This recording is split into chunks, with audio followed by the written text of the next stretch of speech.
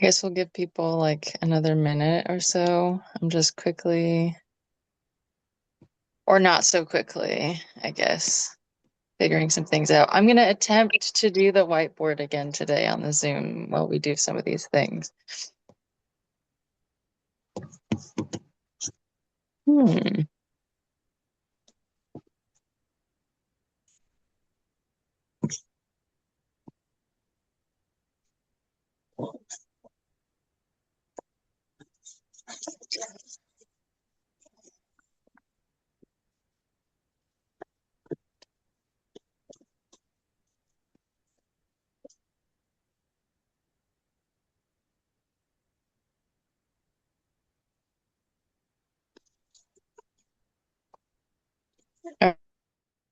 It's just the three of us, I guess. Um, Um, should I put something in that says that we are live? yeah, I guess, yeah, probably. Might as well. But I feel like our Thursday group has just been getting like smaller and smaller. Yeah. Which, for whatever reason, that's the season that we're in. Um,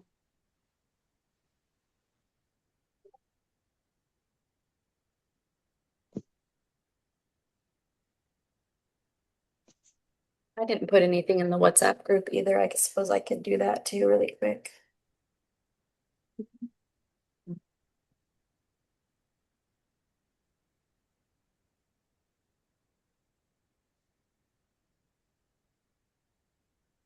Alrighty.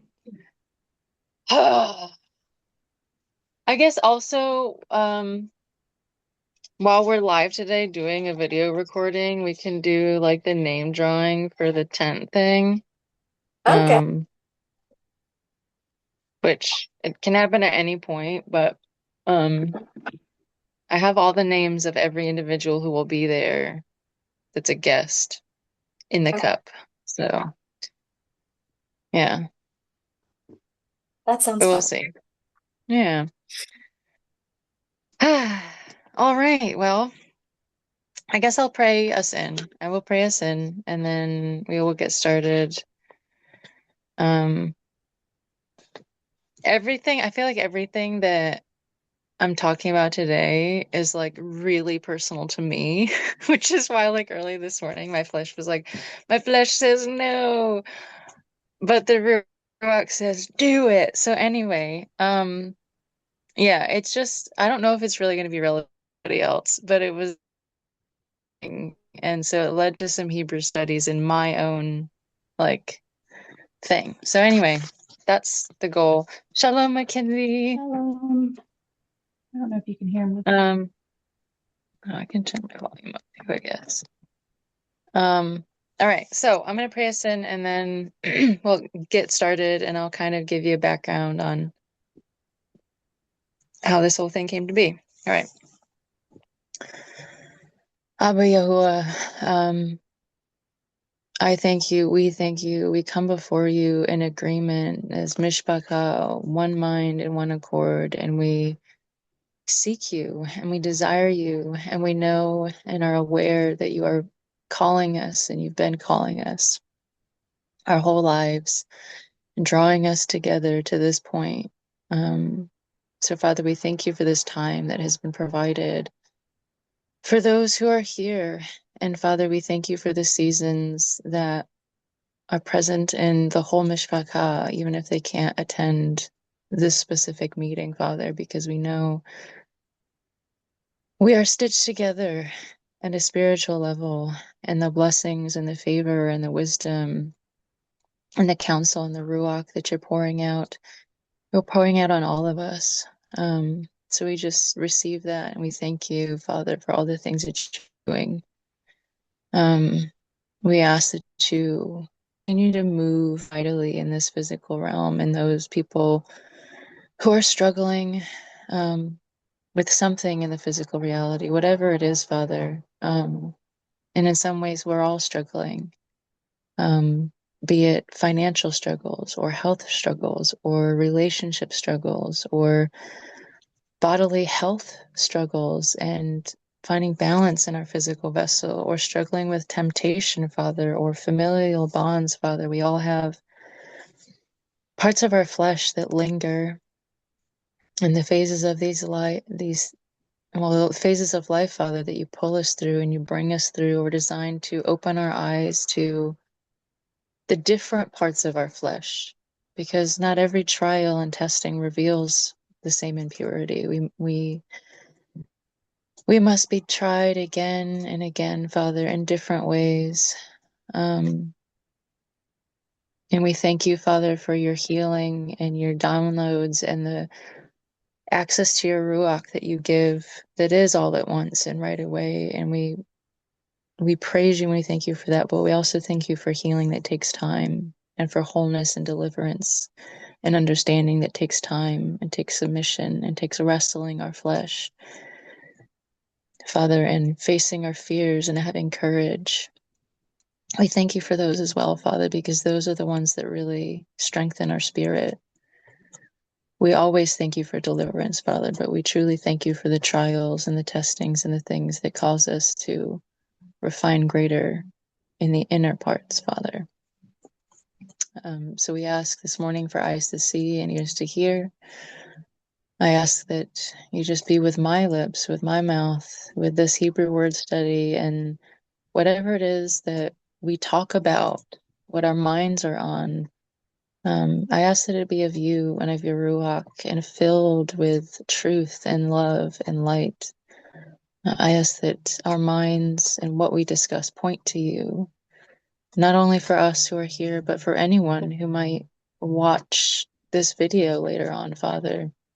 Let us receive you and hear you as you are, not as we hope you to be, or what makes us comfortable, or what we expect, Father. We invite you to continue to rewrite our neural pathways, to break down the barriers of our mind and the places where we still have Jericho walls.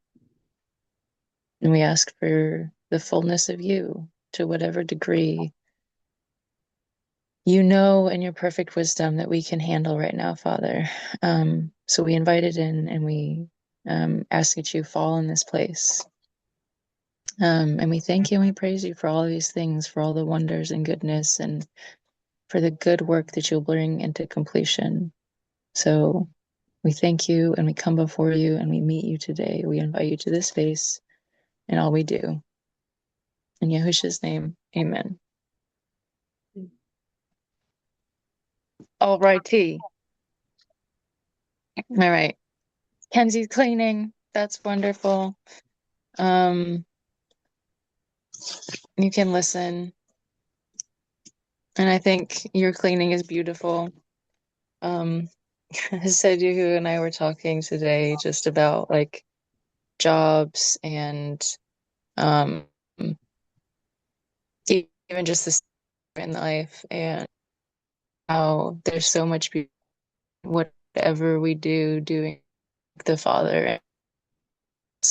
I can't really spend into it, but it was a whole conversation about the much glory in acts of service when your work is serving others. There's so much. I mean, you are building up treasures in heaven, and like there's so many people of this world that would look down on cleaning. My mom is a house cleaner.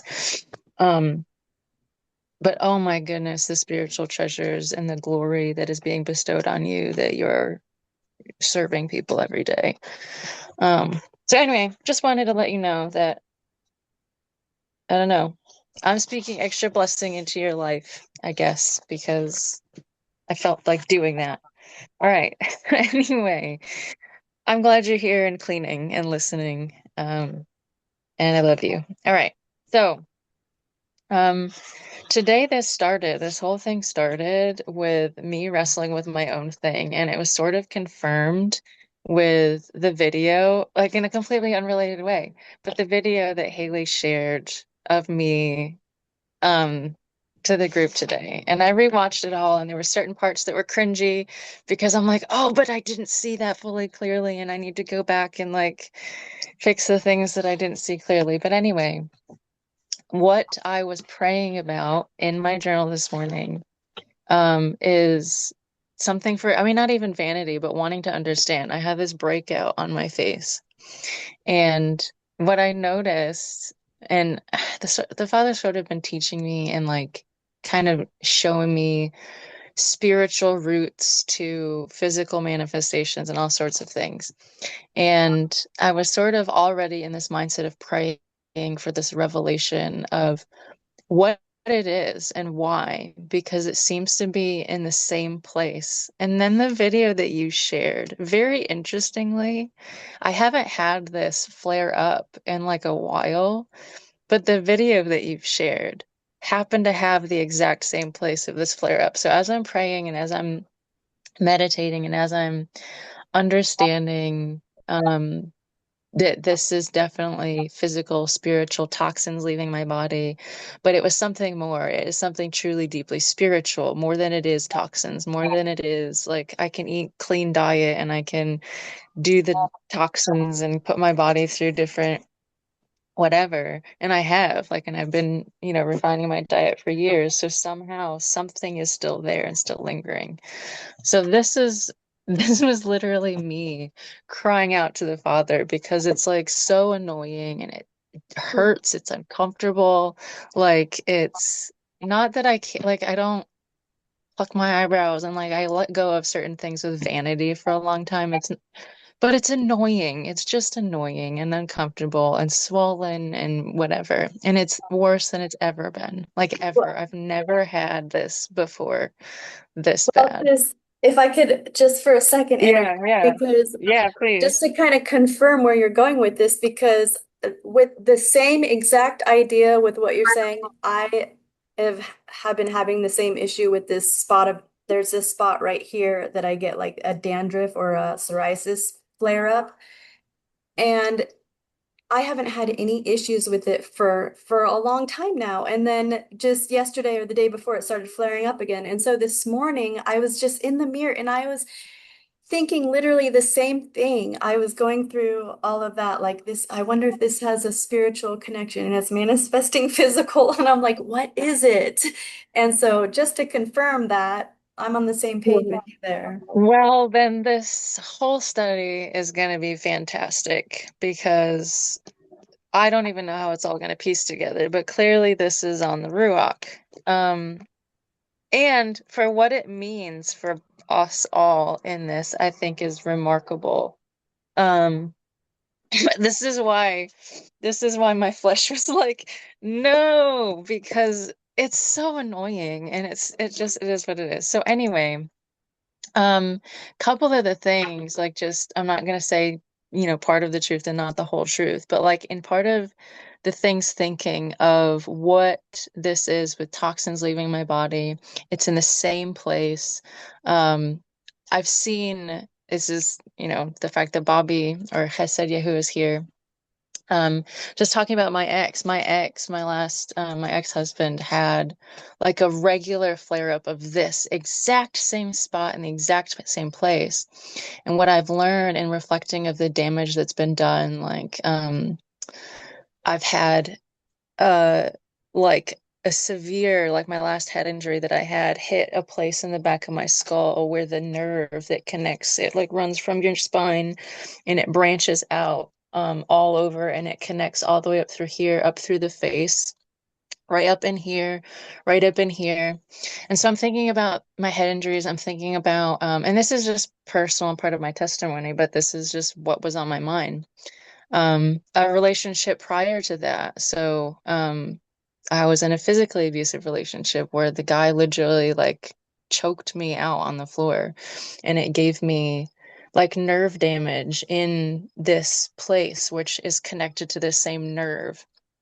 Um, Nerve damage that affected this area for a while and it's still not 100%, but I've noticed that my acne all through my life has been tied to this area of my face, this area here, and like this area here, which is all heavily tied into this same area that seems to be like influenced or attacked or whatever it is. So anyway, all of these things sort of were on my heart and my mind, and I'm realizing, okay, so it's more than just me getting my diet right. It's more than whatever. Then I began to transition into tattoos, and now I have tattoos, and how there's literally been damage to my flesh, damage to what this is. And I began to, like something just came up on my feed. And this is all related. This is all just my own thoughts of what the Father pulled me through this morning, of a reminder on my feed about the damage of tattoos and what that ink does in your body continually. It's like an open wound in your skin that never ever heals. Josiah, shalom. Um, it never ever heals. Hello. And so like I've known I don't feel any shame or guilt for my tattoos. I've known that the sin and the shame and whatever was the debt that I put on my soul, on my spirit for damaging myself has been made clean. But my physical vessel still has this thing that's continually forcing my body to go through healing, continually being affected and adding toxins into my body. And then I realized sort of in this whole process of meditation, not only did they like prick my heel in the hospital and puncture my skin, this protective barrier of my body from youth, we're all like pricked in the heel. We all have injections and vaccines. So anyway, there's been attacks on this vessel from my own hand, from the hands of other people, through trauma, through whatever. And so I began to feel this burden that basically my whole life there has been this sort of this my skin and my face and the outer layer of my being sort of has a spiritual protective thing to it, and it's tied to it. And I think all these things are related.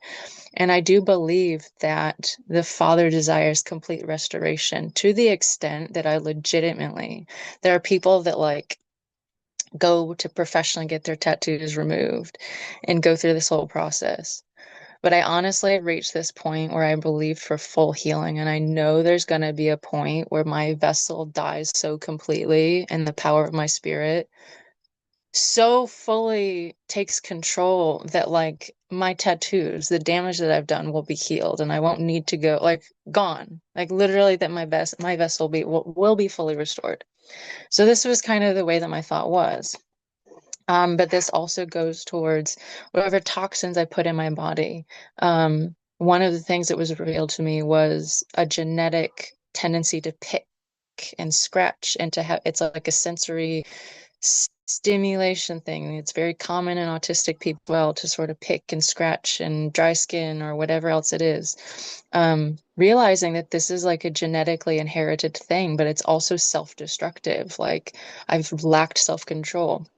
So all of these things are related. So this morning I found myself repenting for damaging what this is, which I have found the Hebrew word for skin and the Hebrew word for face, which is countenance, which is for the outer layer of what your flesh is. So we're going to look at what that is in the biological, understanding of what your face is, what your flesh is, what your skin is, and spiritually what it means. And I think how we have had basically little open doorways into our inner being because of our skin and not really realizing the significance of what it is. So that's the Maria, Tina, Shalom. We were just saying, oh, it seems like our Thursday studies is like having less and less people. And it was fine. And we were like, oh, it's okay. It's the season for that. And then here's Josiah and Maria's back and we've been missing her. Also, that color looks great on you. I know pink looks great on you. We got pink and green. I know. What is Oh, it's a toucan. Oh, it's so cute. Yeah, so cute.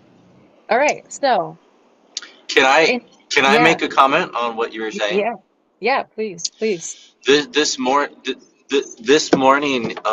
the idea of building bridges was like really, really present in my mind of just people need a way to like bridge the gap between where they're at, wherever they're walking, whether if they're still stuck in a lot of the old paradigms of thinking, and the modern Christian church, or wherever they find themselves in, wandering the desert, or maybe some people are still stuck in Egypt, that there's people that help build bridges. And as much as I like completely agree with the whole tattoo, I've chosen not to get any tattoos. And although I've self-sabotaged myself in other ways, um, I think that helps build a bridge between people that like maybe have judgments towards. It's relatable to some people. Like if someone like feels unworthy or unclean, and they know that like what's on the inside is really, really what matters. That like I know there's tons of people that come to faith, um, and seeing a true like spirit-filled believer, like someone who is devoted to worshiping God in spirit and truth to the fullness, and knowing that the redemptive power of Yah is to transform us from the inside out. And obviously I get the whole thing about like that being a removal eventually, but I think in some ways it can help strengthen your testimony, and it can help strengthen like that bridge and that message to help reach more people. Yeah, I agree. And I know that has said Yahuah and Haley for sure I've said this too, and maybe Maria, I think you even, that one of the things I've always felt like part of my calling is to be a bridge or to be a Swiss Army knife of like fitting into like all the little pieces of what people need. And I mentioned to Haley recently, my entire life has been a testimony of the Father's redemptive power, of taking the absolute least, the most stupid, foolish, having no sense, just selfish and like dirty and broken and like the worst of the worst, okay? My testimony has been a beautiful display of the Father's grace and mercy, and my tattoos have been a part of that, literally. But like it's a blood bond. It's I made a blood pact with like sorcerers and witches literally on my arm, and I am not lost to that. And right now there's a testimony to exactly what you're saying, that the power of the blood surpasses all of that. But I was saying to Haley recently is there's a transition going on in my life, and I know it's for me, and I do believe it's for everyone else, especially those people like me who have extremely broken and damaged and sinful and self-seeking pasts and all of those things. That for me, I've seen the Father build this incredible testimony of his redemptive power, but it's transitioning into that will always be a part of my testimony, but now it is in the power and might of the Father to pour out supernatural power on those who seek him and know him and love him, and knowledge of the Shemayim, and power and authority over the physical reality, and healing and wonder. And there's an element of that my brokenness and my inability and my weakness is serving a purpose and will always serve a purpose. But I do know that there's a level of healing and power and manifestation that is meant to also show the glory of the Father in different ways. And this I know is a sort of transition that I'm being brought into. And I believe a lot of us are. So this is something that like for a long time I've loved, even that my tattoos cross bridges and my weird quirky personality cause, it allows me to connect my past, and everything about me allows me to connect to people and share the Besorah, the good news, the gospel with people who otherwise wouldn't ever hear it by listening to other people. And I'm so grateful. But I know that this is damaging to my vessel over and over and over again. And what is more in line with the Father's heart, that in this season he's used this damage for his glory, but now my heart and my spirit and my soul know and are coming into agreement with the understanding that the damage that's continually done to my vessel and the toxins that I put there also have to bow and to submit to the power of the Most High, and they will eventually be gone as my spirit increases in authority. And that The fact that people have seen tattoos on my arm, there's no way that if suddenly my body begins to expel these toxins because my spirit says it does not belong there anymore, and my vessel just comes into agreement, that's going to show the glory of the Father in new ways, but even more than just, using somebody who has tattoos. I don't know. So that's how I think about it. And so anyway, not that you're wrong, not to disagree with you, but just my perspective on it, I suppose. So No, I like that. I think I jumped in a little late on the conversation, but I I think that's amazing. And with God, all things are possible, or with Yah, all things are possible. And the natural reflects the spiritual, and as we transform into His glory, like that, the flesh is bound to follow. That that just is going to happen. Um, yeah, that's really cool.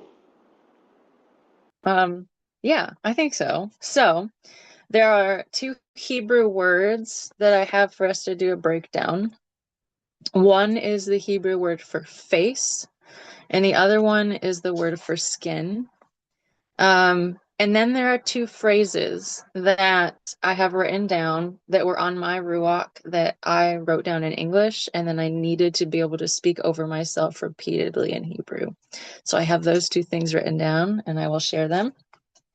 I'm going to attempt to use the whiteboard feature on this phone thing that I have here because it's big like a tablet. Let's see.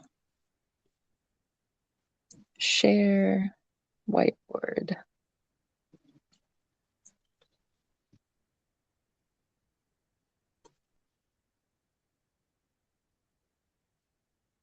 Part of me wishes I turned my camera off before starting this because there we go. Cursors. No. There we go. All right. Can you all hear me and see the whiteboard? Yes. Yes. Okay. Yes. Wonderful. I'm gonna have to angle this so that I don't know what the perspective is gonna be. All right. So I think I'm actually gonna do the phrases first because that's where I was led. So the phrases that we're going to be breaking down today, the intention of why I, did this was the expression or the understanding of pretty much walking through what I just told you guys and realizing that the full completion of my vessel and to the full capacity that Messiah lost all, like his vessel, his flesh lost all power over his being. That's what I know is destined for me. So the two statements are, I will be made whole. And this is both vessel and spiritual. This is the entire being in this phrase. It's not just about physical healing. It's about spiritual healing. It's about the fullness of the Ruach. It's about complete teshuva and returning to who you are in your inner being. This is what I'm meaning. Complete and total wholeness. So I will be made whole is the first one. And the second one is I am being made whole, which are slightly different. But I would like it. I mean, it's, I guess, up to you guys. But for me, this felt deeply, incredibly powerful, especially being in my state of weakness and knowing that there are things both in my mind, or not both, all in my mind, my body, and my spirit that are still not in wholeness, that are still in damaged places or burdened or toxined and overloaded with the sludge of this life, whatever it is. There are still parts of me that need wholeness. And so I'm speaking this into existence and I'm coming into agreement with the wholeness in the Father's time. So the first one, I will be made whole. Let's get my cursor. That's good enough. All right. I did not write out the English pronunciations, but I'm gonna write it in the phrase fully in Paleo Hebrew first, and then I'll write beneath it the modern Hebrew just because. All right, so it is, oh gosh. I'm gonna have to hold it, guys. And you're gonna maybe look up my nose. Okay. All right.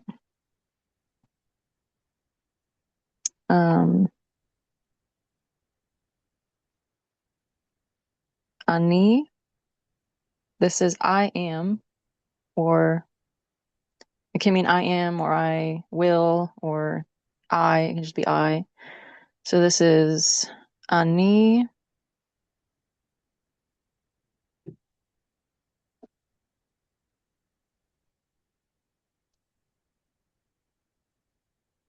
Ahayah. Man, I'm writing with my finger on a screen. I apologize, but Ani Ahayah.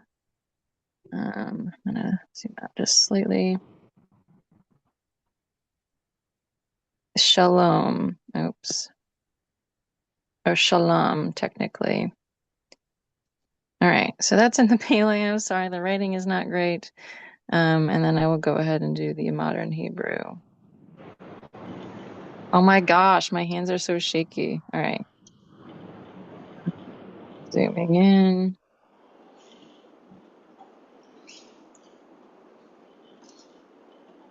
You could mess up and I wouldn't know the difference. Yeah, I know. But everybody else will know. At least Haley, I know, will know. And I think Maria probably would know. All right. Focus, focus, focus. Can you say the pronunciation again? Yep, I can. Just give me 1 second. I can almost Oh my get it gosh. on my own at this point. Okay. Oh. Oh gosh, that's supposed to be. Here we go. I do this again.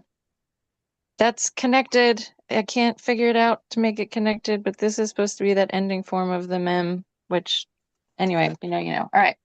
So, Ani Ahayah Shalom. Or actually, it doesn't have the, I'm going to misspell it. It's the same characters as Shalom, sort of, but it doesn't say Shalom. The sh and the L sound sort of blur together. So it is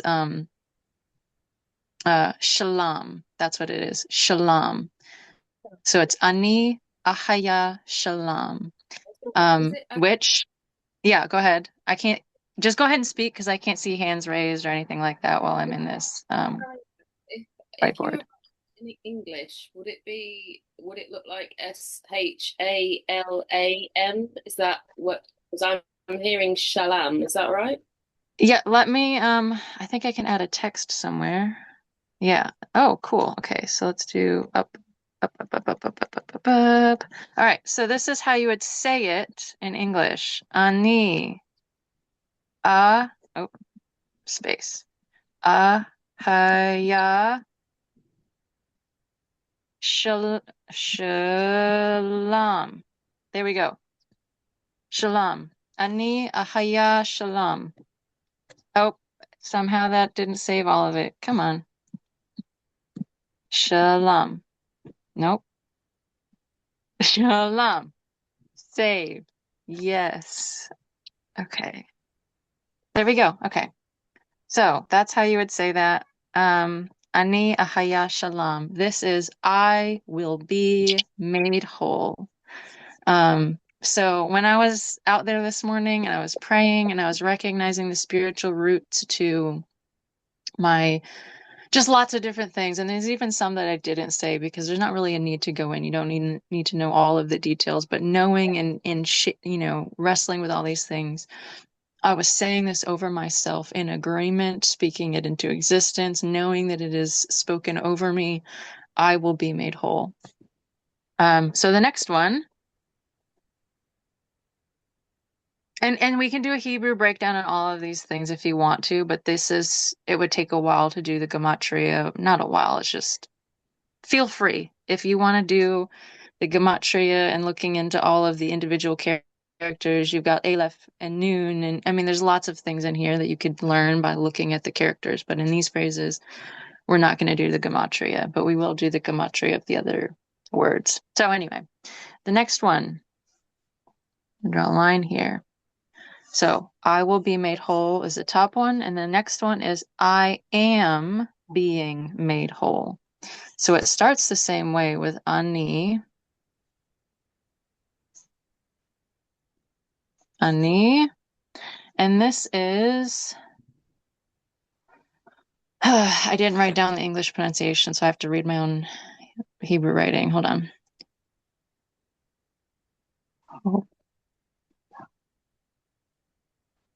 Okay, so this one has, I'm not entirely sure it's pronounced because it has a pei in it, and the pei could have a f sound or a p sound, but it's spelt hey, wav, hey, and kaf. So this is either pronounced, depending how the pei is pronounced, and I don't know how to discern one or the other. It's either ho, hofek or hopech. I'm not quite sure how it is, but it's either a p or a f for this character here. And then it's L'Shlam.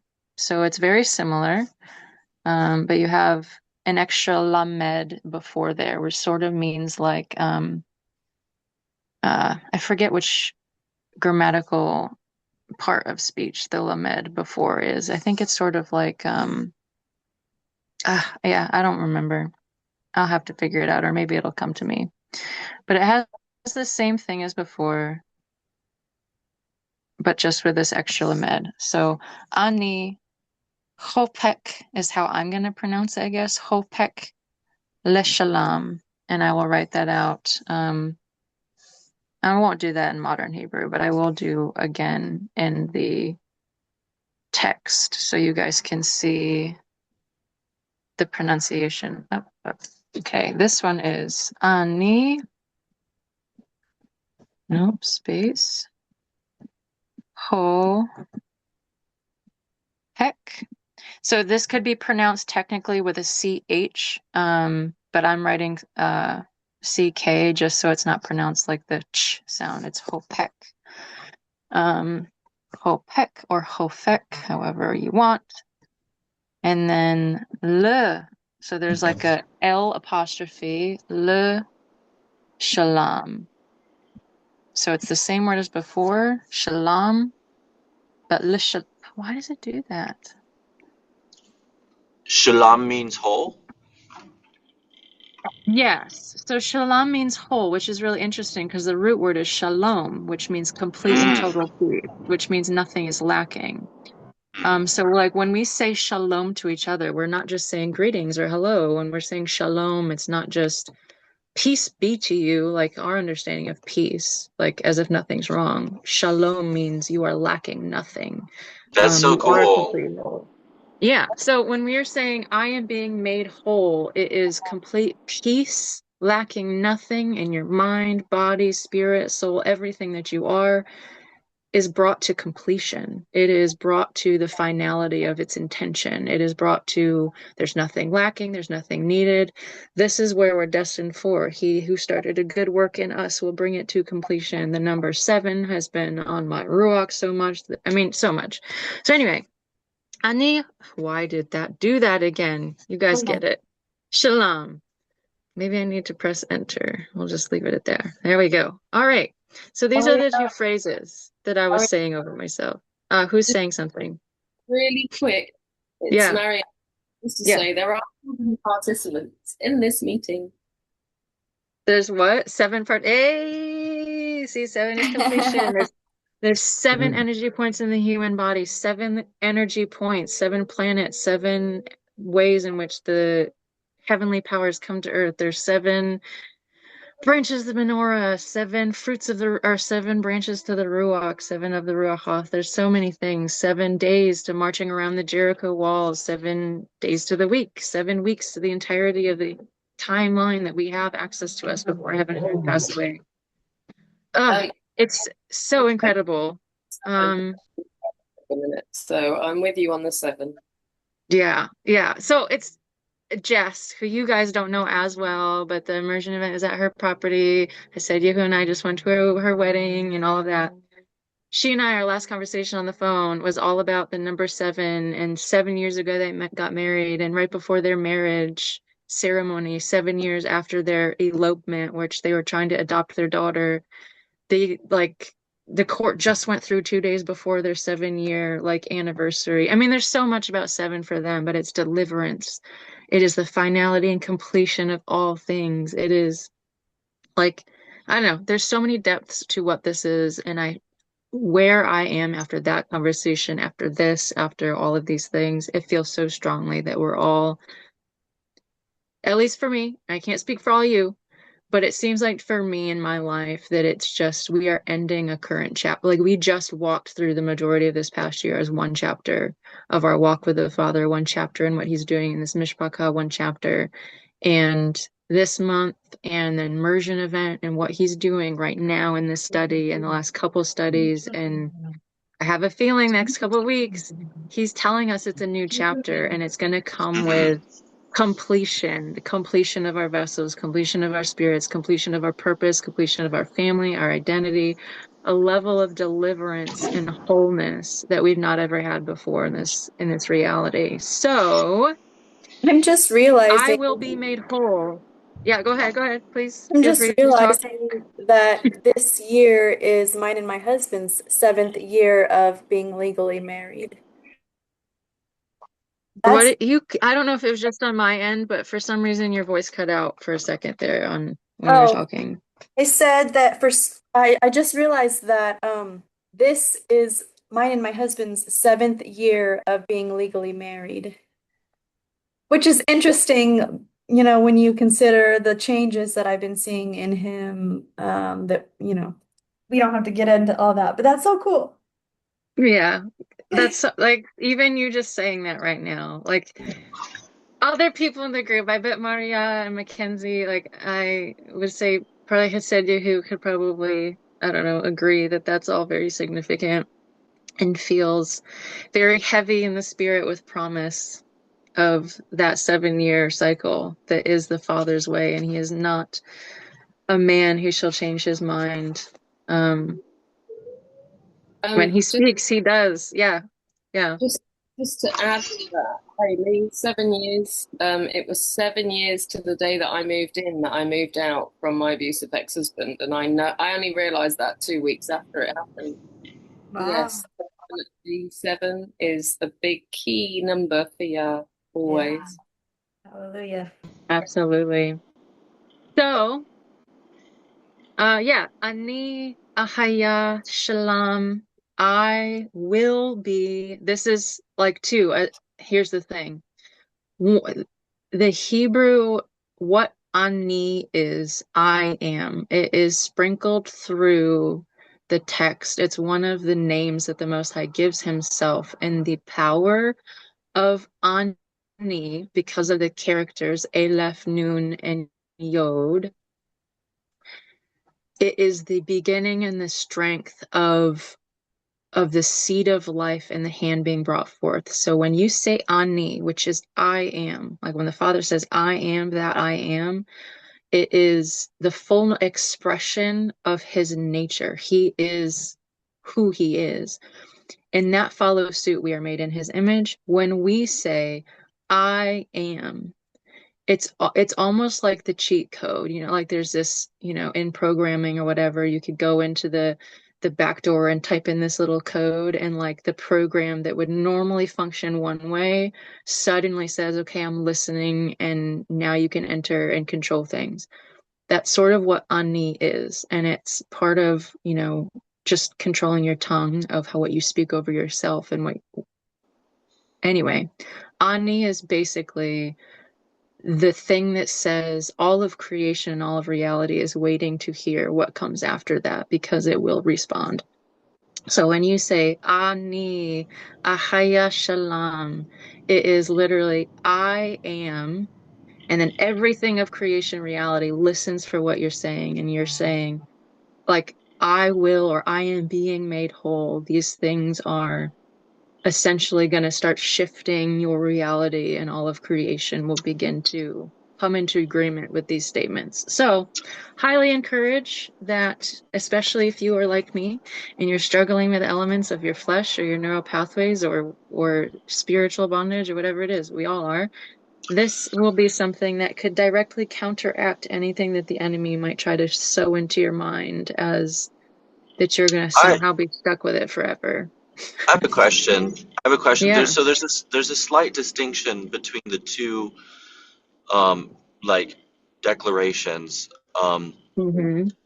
So I'm reminded of, I think it's Mark 11:23, where it says, if you say to this, if you have, I forgot the exact quote, but it's if you say to this mountain, be thou removed and cast into the sea, and you believe and don't doubt in your heart, you shall have whatever you ask for. So this means that you have to almost declare like that it's already done. Yeah.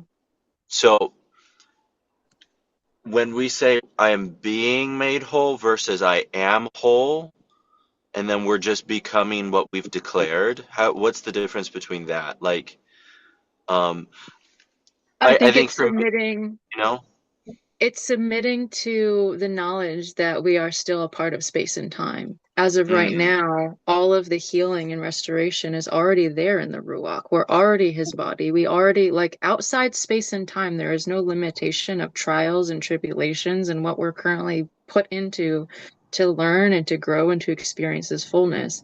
In the Shemayim, the wholeness is there because it's outside space and time. So we yeah, are, and that's beyond my ability to I guess understand beyond that, but there's an element of wholeness that is in the Ruach already. Our every right, day that was ever lived was written before one day was ever lived out. So our scrolls are fully written in the Shemayim. So I am, or I will be made whole, is this understanding that there is an element of wholeness that I'm coming into agreement with, that it is there hmm, available to me, but my body is now coming into agreement with the spiritual nature. I'm hmm, recognizing, because there's things in the Ruach that if we don't recognize and we don't come into agreement with, what we loose, like we have to loose it, we have to open the door. And so there's now this healing that I'm coming into agreement with. And because space and time is what it is, some healing happens right away because that's what's needed. But some healing, and this is part of what I was praying this morning, is there is some healing that the Father requires us to wrestle, to reflect, to chew over, because if he was to just completely heal and completely restore, it would take away the refinement and the trial of what the burden was there in the first place. So he only heals and he only brings full restoration and according to the strength of our spirit.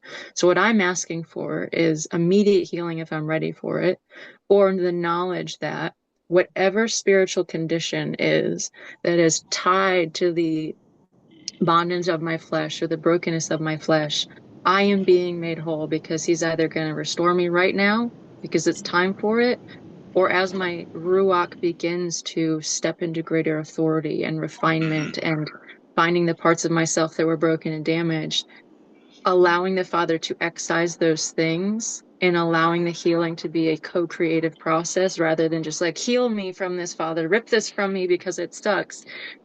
The Father knows best. So I will be made whole. It's already in the Shemayim. I know it's going to happen. And I So am being made whole now as my body's coming into agreement with it, I guess. would you say it would be accurate to say like we are becoming what we already are? Yeah. Yeah, absolutely. 1000%. And that's what Messiah came to do. He was Yeah. the light of the world, revealing to men what's already there.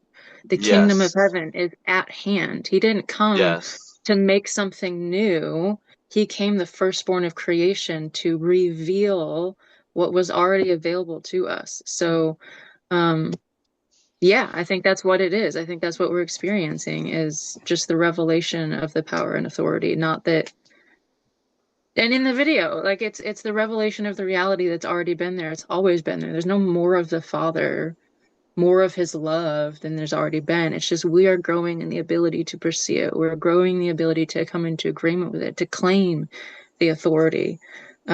And Messiah did. Yeah, Messiah came to basically prepare us for what's already there, to bring us back to where we belong, where we've always belonged. And So I have to go. I'm about to arrive at my destination, but I really have enjoyed this time with you guys. Um, just a really quick insight into my life. I am on my way right now to film a video with this.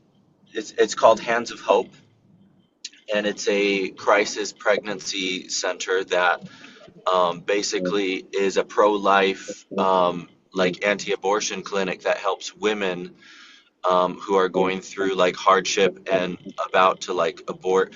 Basically, what I'm going to be doing is filming my testimony of how the Lord saved my life when my mom found out that she was pregnant with me.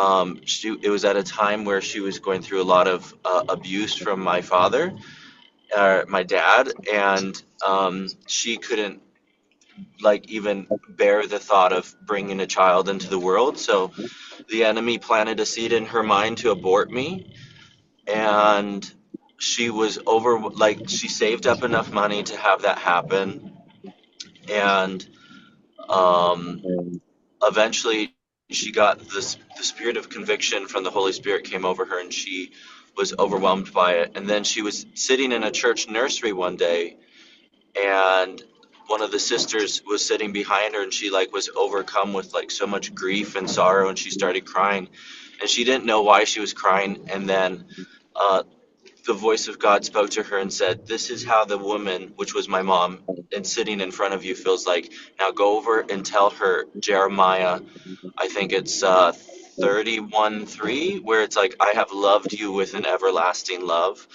And that like really just has been my mom's life scripture, and it's been something that I've carried with me, that God has chosen to give me life, and I've passed from death unto life. And no matter if the enemy has had a target on my back since even before I was born, God has a plan for my life, and there's purpose for that. And so I get to share my testimony and help a lot of people, because I'm playing music for their fundraiser gala in September. And this is a big fundraiser gala with like 800 to 1,000 people that are going to be there. And I get to be a light of sharing music that God has given me, and like hopefully helping encouraging other women who are going through hardship, that like this is a reason why you get to choose life. Josiah, Amen. Josiah, it's Maria. Thank you for sharing that. I also want to share something with you that you may want to know. You said Jeremiah 31:3 being, which is a wonderful picture, but just to let you know as well, remember 313 in Strong's means to beget or birth. Wait, sorry, I'm having a hard time here understanding that. Yeah, your mic for some reason is sort of cutting out. Yeah. Oh, sorry, it might be signal. I'll send you a message on Discord about it, Josiah, but there was a double meaning to that number. 313 also means to begat or birth. Mm, So you wow, may want I didn't know to that. in Strong's, if you wanted to Google it, Google Strong's 313 and you'll see what it means, because it's a very big number that he gives me when I'm birthing something new in the spirit. Wow. So it's the way Yah works, there's so many intricate like threads together. And when This you think 313, I knew I needed to tell you that part as well. Wow, that's news to me. So that's really insightful. Thank you for sharing that. Also, the gematria, as Yuri just pointed out, 3 plus 1 plus 3 equals 7, which is Zion, which is completion, which is, you know, so there's that. Well,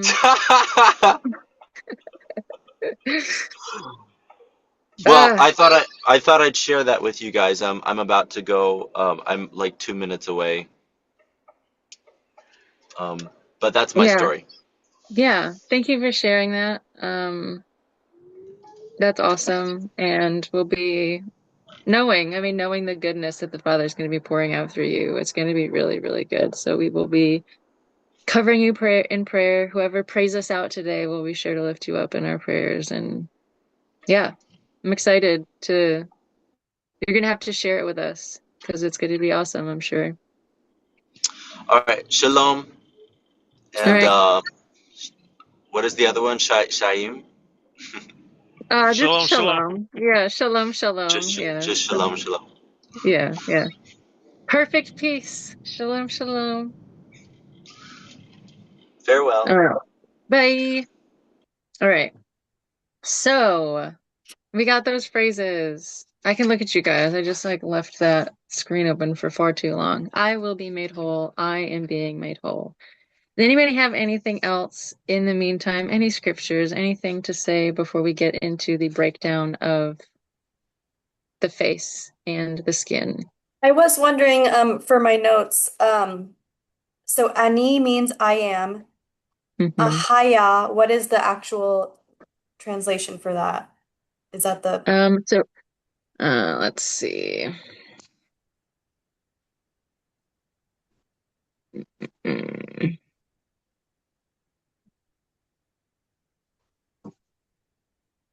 Mm-mm-mm.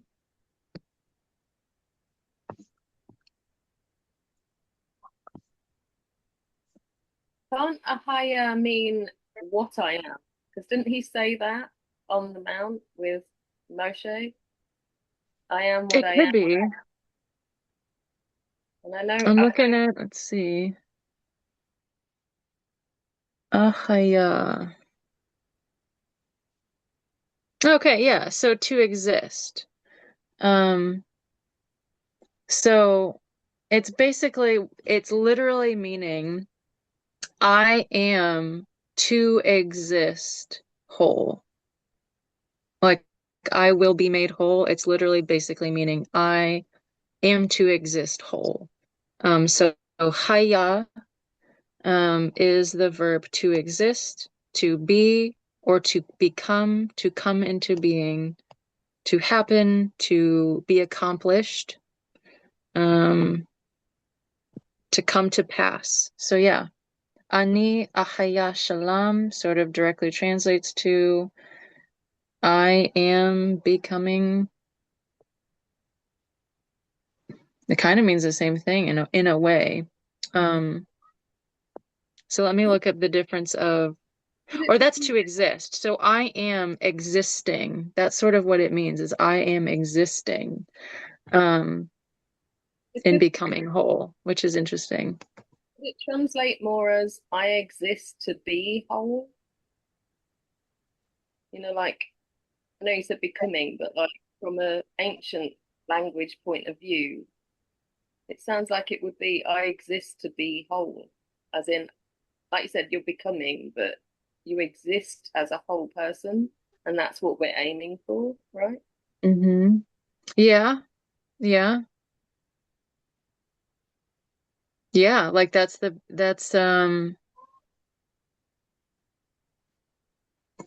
yeah, it points to the purpose too. Like the purpose is wholeness, which is interesting. But yeah, okay. haya. It is an interesting. Haya means Ahayah. And then I um, have the same question about Hopech. yeah, yeah. So let's see.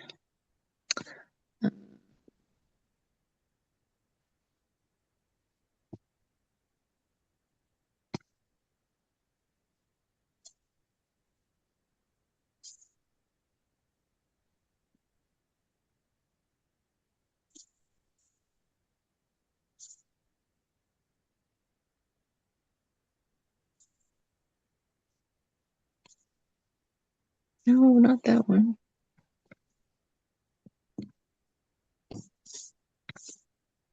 Hmm.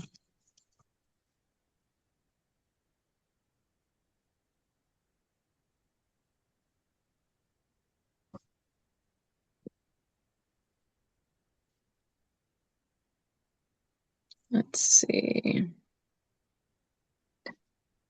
Um, sorry. Let's see.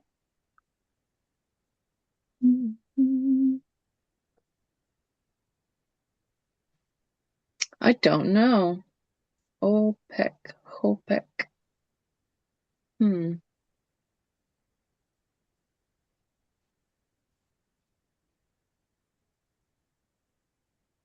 Maybe it could be homework.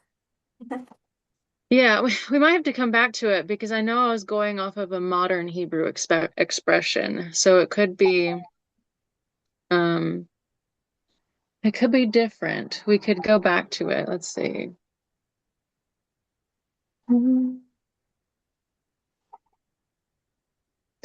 But yeah, I don't know how to answer that just yet. I don't know what the difference is. Yeah.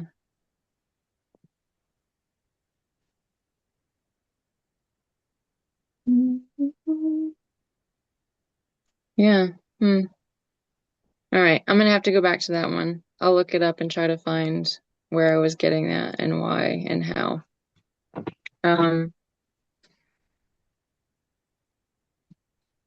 I do know that there's something to why it's linguistically with the lamed. And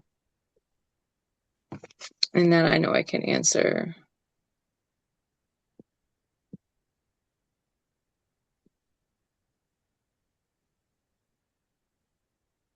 Okay. Okay, so lamed means to something, toward something, or for something. So it is purposed for something. So when the lamed is a prefix, it means you are going towards whatever it is, or you are being purposed for whatever it is. So L'Shlam would sort of carry of purpose for shalom or towards shalom. So I am, and whatever Hopech or Hopech is I am blank towards shalom or for shalom. I am being purposed for shalom, or I am being something, whatever that Hopech is. I'll have to figure out that exactly, but the L'Shalom means towards shalom or to shalom or for the purpose of shalom. Um, but yeah, I can't answer the other one just yet. I can't find it off the from what I have pulled up. But I do want to get back into there we go. The Hebrew word studies. And maybe it'll reveal somehow in this what Hopech is. I wouldn't put it past the Father to answer that for us. All right, so I'm going to go back to a whiteboard.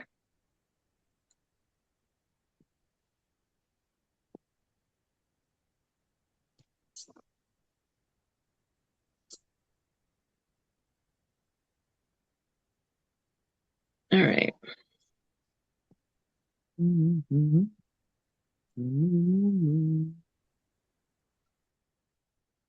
Okay, so the first word that we're going to be doing is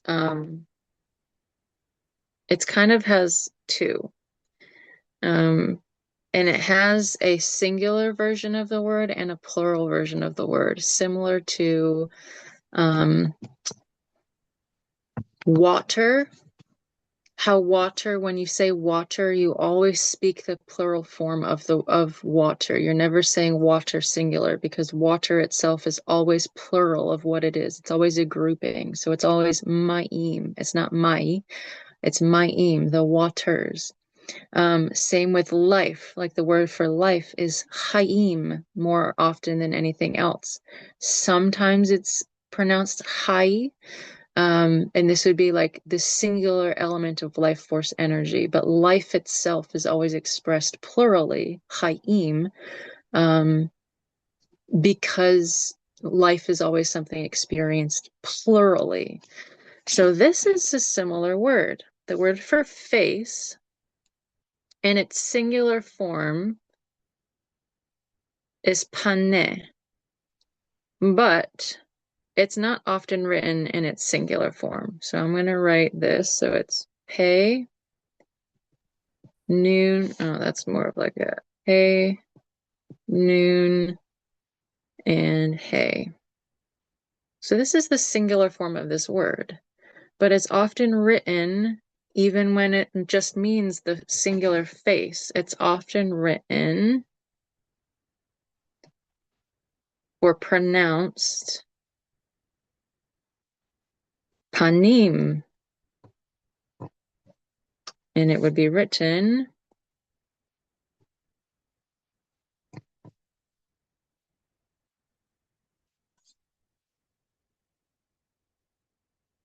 Peniym. I do have the gematria of these things written down. I have them both written down. I find it very interesting. So what this can mean, I'm not going to write it down. You guys can write it down. This has so many meanings. Peniym. When this is said, it is said both meaning the physical face or figurative in everything. It can mean the face itself. It means the part that turns. So when, like, think about the angels that have many faces, like the multiple different faces, and it's like a shifting thing. The face is something that you can have multiple of, and it can shift and move like a mask. It's this, it is the front of something.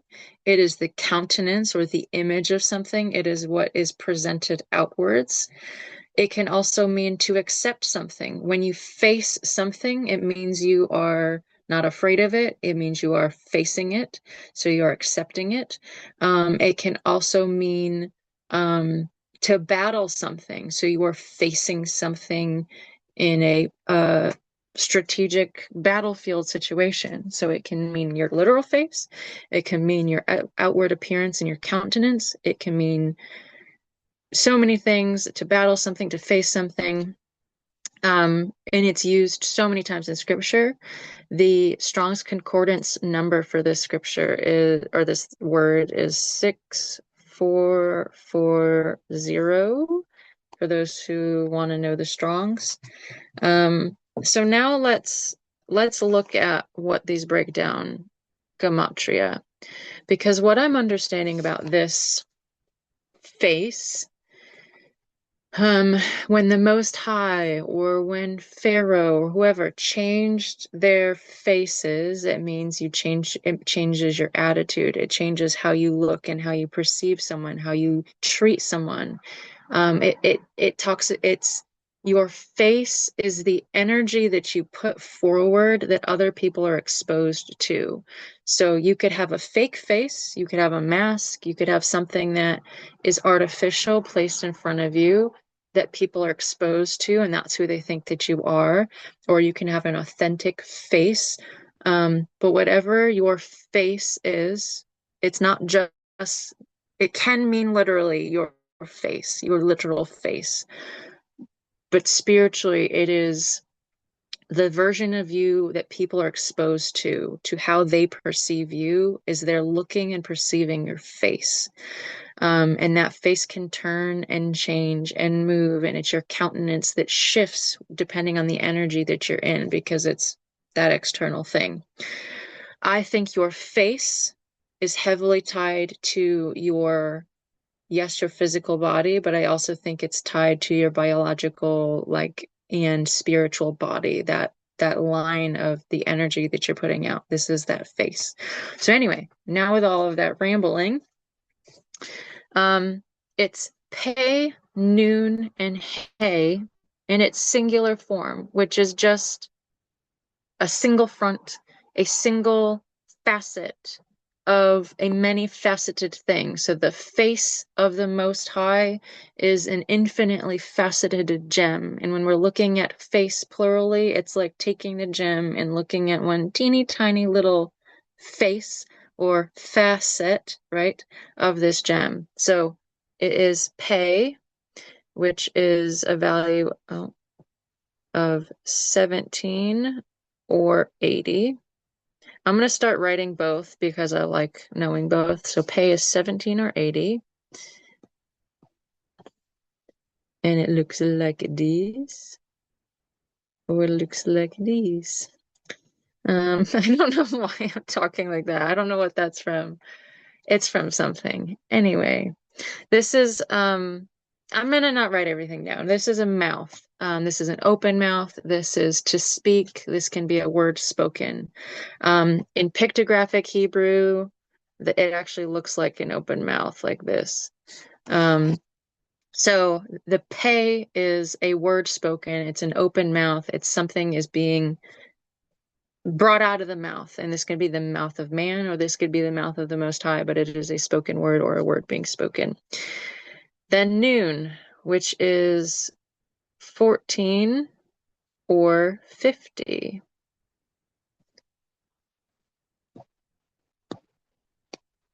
And noon looks like this or this. And noon, here, I'll do the I'll do the pictographic as well. And the pictographic, it is a squiggly seed. It looks like a little sperm. All right, that actually doesn't look quite like it. My finger didn't do it right, but the noon is a seed, a sperm. It can be a fish. It's life force energy. It can mean air. It can mean sun, offspring. That is what noon is, the seed or life force energy. And then hay, which is 5. So hay is this or this. And hay is heavily about revelation and revealing. It means, lo and behold, you are beholding something. It is a window into another dimension. Like being able to see what's on the other side, sort of.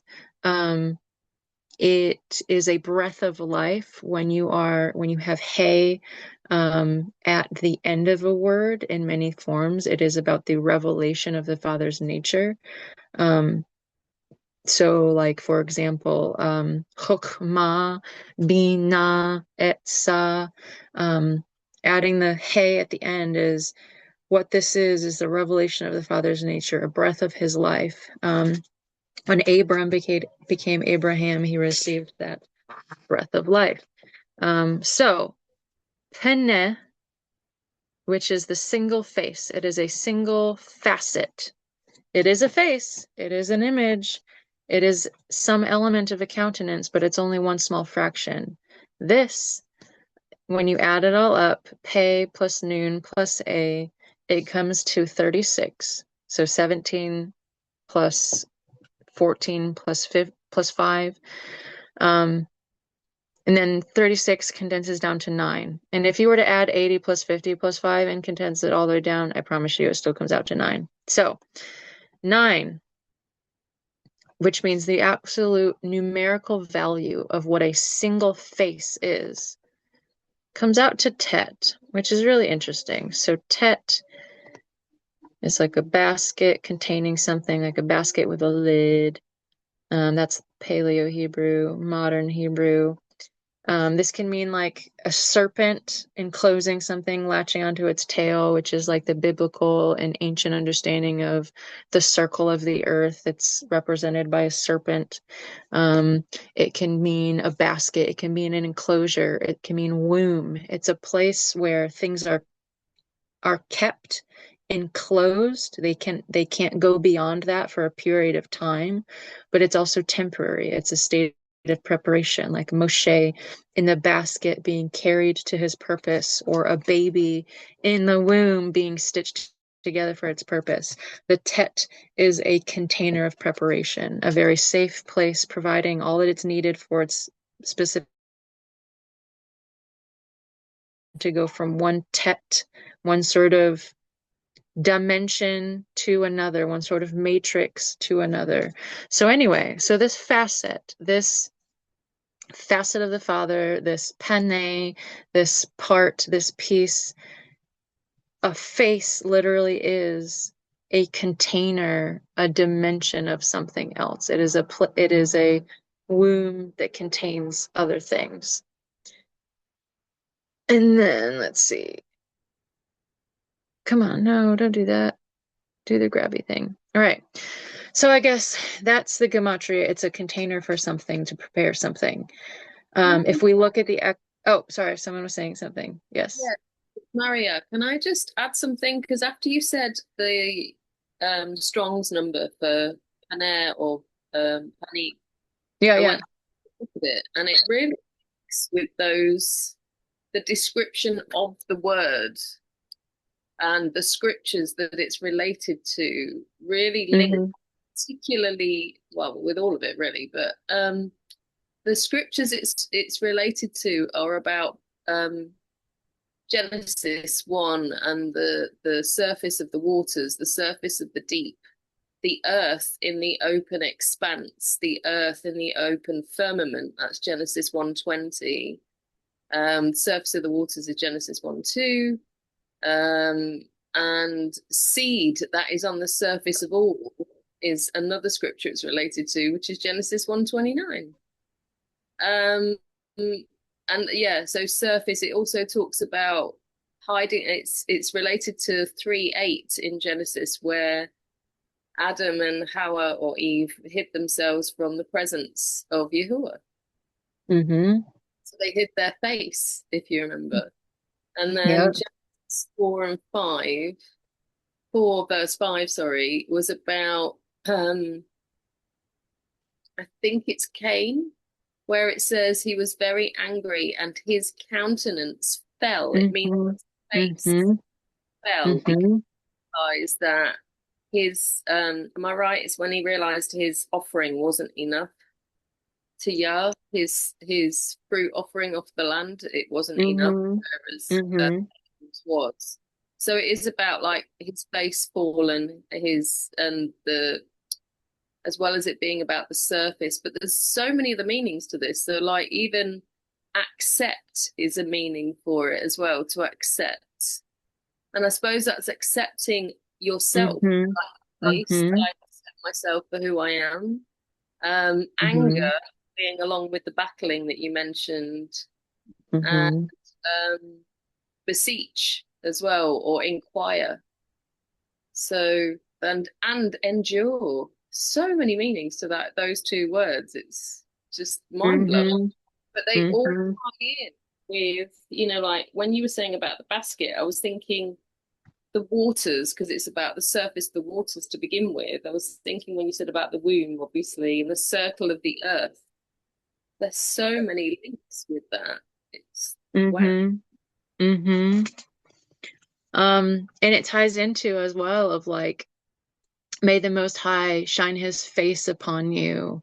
It has to do with like Jacob I love and Esau I've hated. And like there's this element of when the Father turns his countenance upon us, when he faces us, versus turning his face away. And I don't know, all of these things just sort of echo and tie into lots of the things that you're saying as well.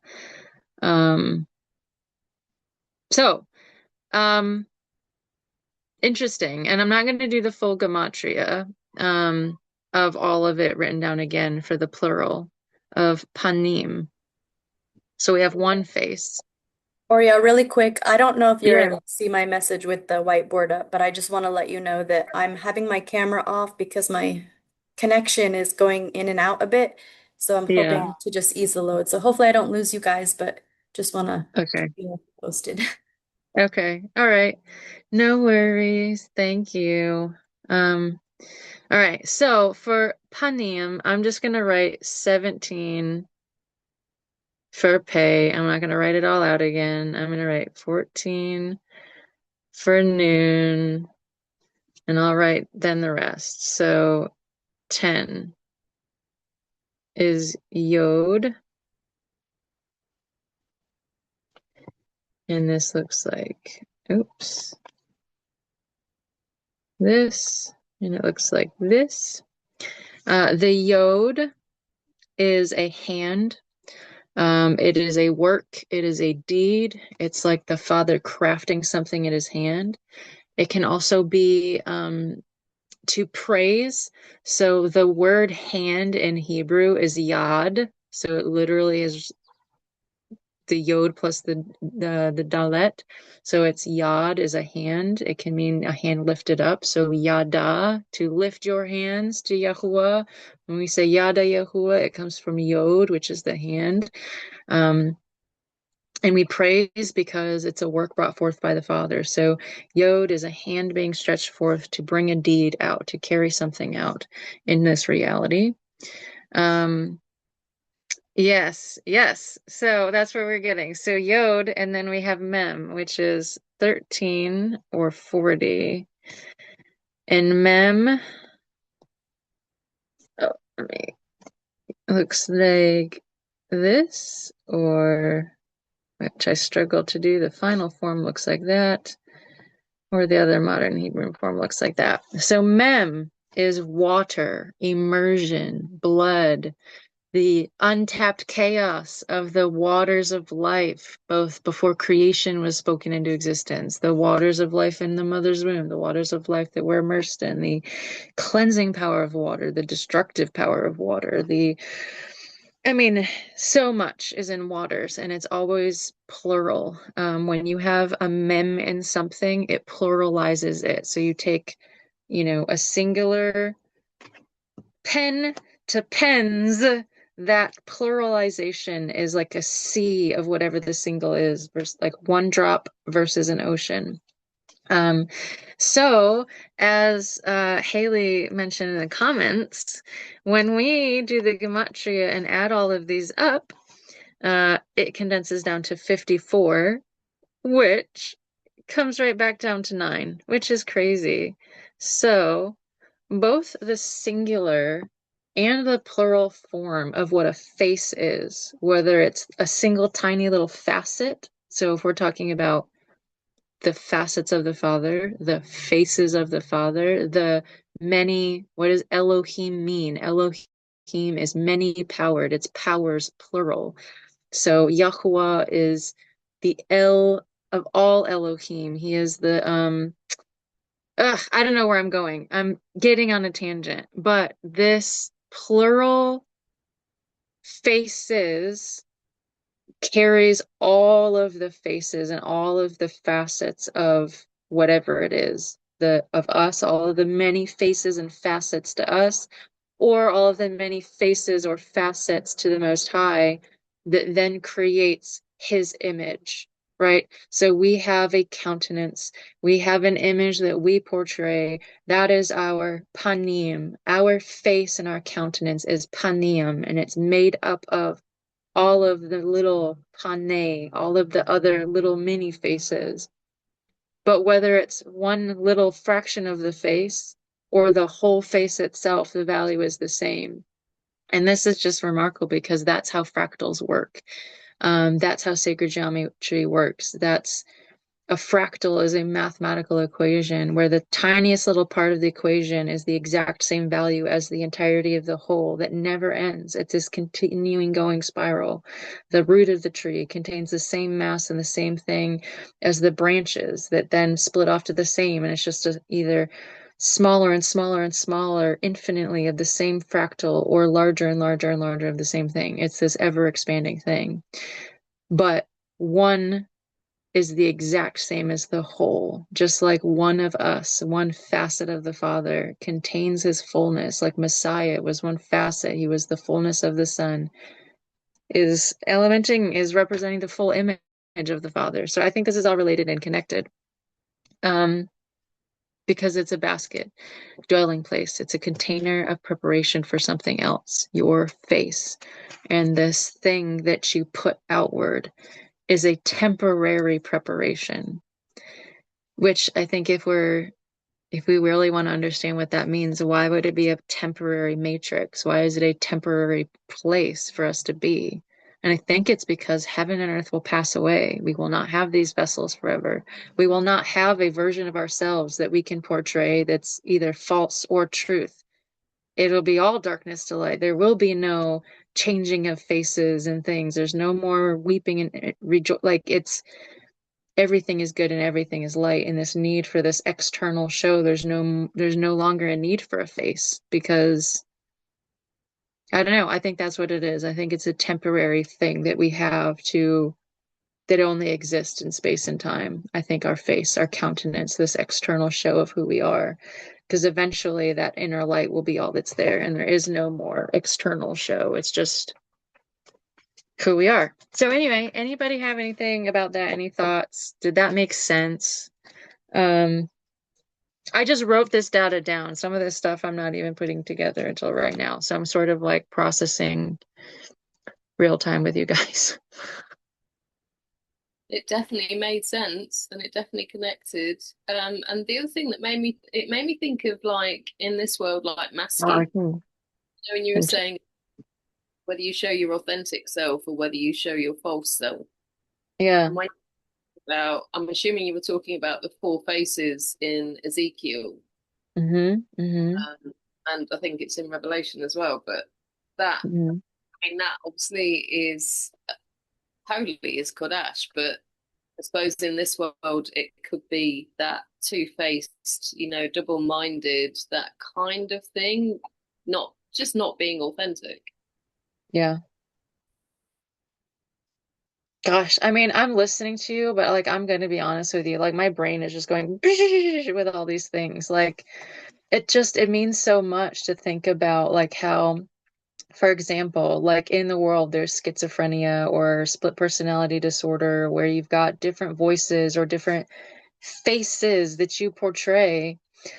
But then how on the opposite side of things is like realizing that the Most High, while he is Echad, which is one, he is many powered and many faced, and he has a feminine nature with the Ruach HaKodesh, who we're all learning who she is. And then he has the expression of his nature through the light of the world and in the firstborn son of creation. And then all of us, and how, I don't know, just there's this beautiful element of the many faces of the Father that I feel like it just, for me, it's just going full circle and tying in for me of like climbing the mountain the way the Moshe did to see the glory of the Father in this day and age is about opening yourself to perceiving all the many ways the Most High can manifest. It's like just simply opening your mind to his many faces. And that's what we're doing, and learning one face at a time to like an infinitely faceted living like gem, like the sea of glass, basically, right? Like that's what this is. Each one of us is a facet, each one of us is a face of him. And I don't know, my brain is just it's just really cool. And I think we can all, like, our countenance change, and I think at each point when we're fully connected to him, I think we have the ability to um open the doorway to the heaven and portray the faces of the Father in different ways. I think that's also where my brain is going. Like as we know the Father more intimately, we know his faces, and we can change our own countenance to who we're interacting with and stuff. I don't know. I'm processing out loud. Thanks for being here, guys. Anything else? Because I again can't see, but I want to get to this other word because it's another whole thing. Which is skin, which is different. All right, I'm moving over. So we got Paneh or Peniym for face. We're gonna go with skin. And I think skin is almost more profound, or like just as deeply profound, and I wouldn't have thought. I would have thought face would be more profound, but anyway, we'll see. So the Hebrew word for skin, for those of you who want the Strongs, it is 5783 is the value in Strongs. The word is or, which is different from or as in light.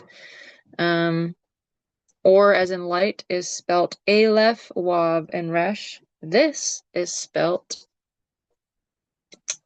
oh, that's not that. More like this. Ayin. That's connected. It's meant to be a nice, perfect little oval thing. That's about as good as it's gonna get. All right. It's Ayin, Wav, and Resh. So this is or, sounds the same as the word for light, but it is very different. The root word for this is the same characters, Ayin, Wav, and Resh, but it's pronounced or. So the root word for or is the same characters, so they share the same characters. Or up top here is skin. But or here is to be naked, to be exposed, to bear something. So I'm just going to write this, to bear or to expose.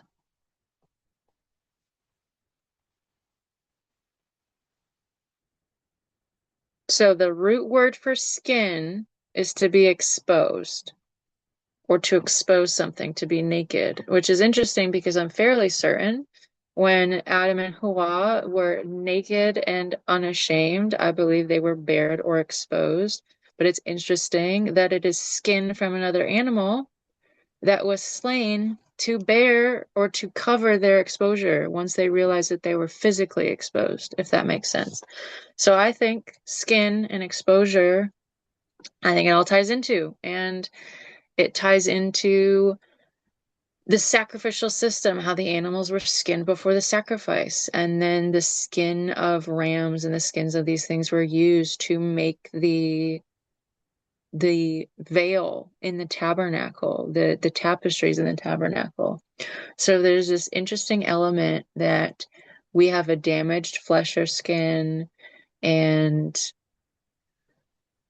the exposure of sin, and then how, like, when the Most High covered Adam and Hawa with skin, the covering of Messiah's blood then covers us, and there's life-giving linen, and we need the garments, the proper garments to accept the invitation, but also have the proper garments to attend the wedding celebration. So this is where my mind is going with why these things are related. So your skin is rooted in exposure and nakedness and bareness. I think, again, just like how everything in Hebrew, it is physical nakedness, physical exposure and vulnerability, but also spiritual nakedness and vulnerability. So let's move up a little bit. Let's do the breakdown of what this word is. So ayin is 16 or 70.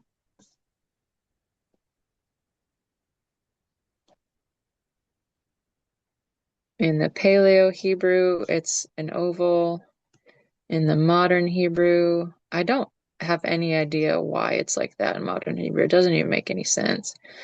And I'll just do the pictographic Hebrew while we're here, I guess. The pictographic Hebrew is like an actual eyeball. I can't get it. Never mind. One more try. Let's do that. That's fine. Whatever. You can see it. All right. So ayin is to see, to know, to experience. It is an eyeball. It is perception. It is both physical sight, to see something physically, but also to see something and to know something intimately and deeply spiritually, to have spiritual sight that is clear.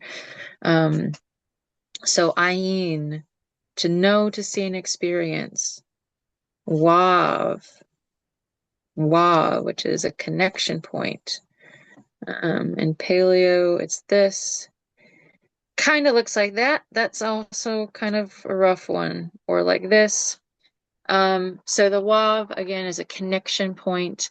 It is a nail or a piercing, like piercing the veil. It can be the nails driving into Messiah.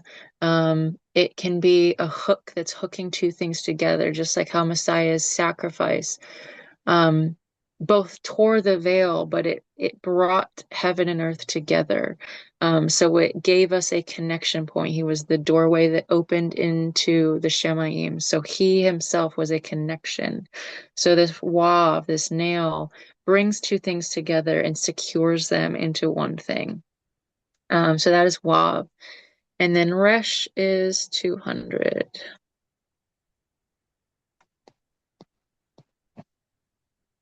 It's this or this. Oops.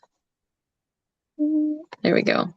So resh is the beginning, the source, first fruits. This is the head of a river. From the source, from the head, from the beginning, from the resh, everything flows. In the beginning of all things, it's berashit, which is the dwelling place of the beginning of all things. So Resh is the point where things start and things flow from it. So your first fruits are Resh. Firstborn is with the Resh, the head, the chief. So when we add all these things together, it comes out to 222, which in itself is a really fun, cool number. But that condenses further down into 6, which is bringing back that wav, that connection piece. I'm gonna bring this out so we can see it. All right.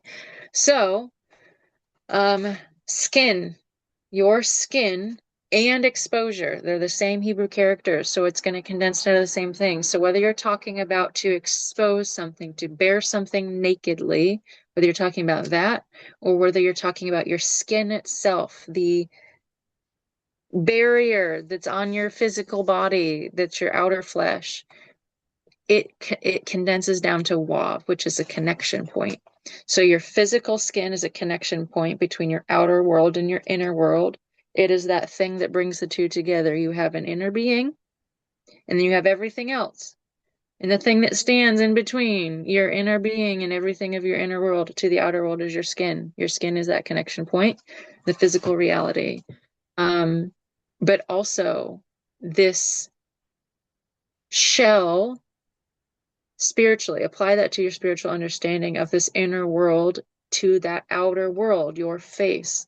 It's sort of like your skin spiritually represents what connects this inner world to your countenance and that external portrayal of the energy that you're putting out, which I think why it's tied into the spiritual things of when I have skin issues.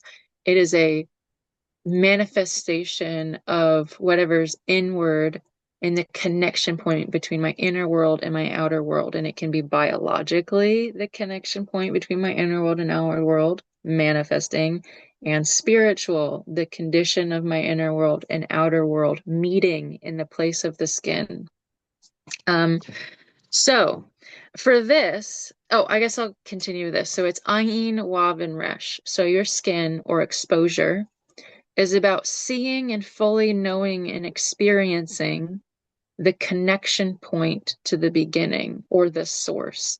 So to me, this is like your skin is the connection point. So it is the knowing and understanding by seeing your skin. It shows you and reveals to you the connection of what?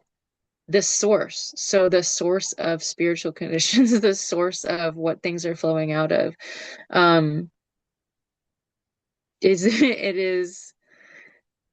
It's sort of like your skin is the connection that shows you, it gives you sort of an experience of the source of all things, which is your inner world, that spark, that life, that flowing life force energy that starts within and flows outward. Your skin is what allows you to see and know and experience. The same way I believe our triggers, right? When we're triggered and when we are traumatized and when we have things that are uncomfortable in our physical reality and they cause us, like the same way that this freaking pimple in my face or whatever it is sore and sensitive and swollen and irritating, and looking at it visually is annoying. The Father gives us things in our physical reality that cause us to see and to know and to experience the condition of our inner reality. So I think that's how this all ties in. I think our traumas and I think all of those things are related to our skin, and the condition of where we're traumatized and where we're triggered is sort of linked to this barrier between the inner world and the outer world. And it's sort of like our skin is a litmus test when it's oily or when it's dry or when it's, spotted with toxins leaking out, or when it's clean and when it's clear. It heavily, and not only Hebrew understanding, but like in metaphysical and other cultures and spiritual practices, your skin is tied to your gut, it's tied to your immune system, it's tied to so many things, and it is a litmus test to the health and condition of your inner world, the health of your inner vessel. So I have still on my I have here Strong's Concordance for or, which is skin, pulled up. And there's so many different verses where this is talking about, because it can be talking about human skin, it can be talking about animal hide, it can be talking physically and spiritually. But I'm going to read, let's see. No, go back. Actually, sis, can I just double check with you? What's the number? Because I think the number you originally read out is slightly different to the one you're about to look up. Yeah, Trying to look up. yep. So 5783 is the one for the root word. That's sorry, yeah. So that's the root word, to expose or to be bare. My apologies. Skin itself is 5785. So the root word is 5783, and 5785 is skin or hide. So thank you for that, Maria. Appreciated. Thank you. 5785, everyone. All right, so I have 5785 pulled up right now. And I'm scrolling down basically to the topical lexicon, which basically just every so often I like looking at this because it gives a good summary. So it says, in the Hebrew scriptures, or denotes the external covering that encases the flesh. Human skin, animal hide, and tanned leather are all derived from it. About 99 occurrences trace a line from Eden to Ezekiel, showing how Elohim employs the humble skin, both literally and theologically, as a provision for fallen humanity, a material for worship, a figure for frailty, and an anticipatory sign of resurrection and redemption. And then I honestly kind of wish I was on here with it, and then I did the screen sharing, because I recommend looking it up and just reading through it, because it walks you through the uses of this. It talks about in Genesis when the Most High made garments of skin to cover Adam and Hawa. It's compared in Isaiah of covering the guilty.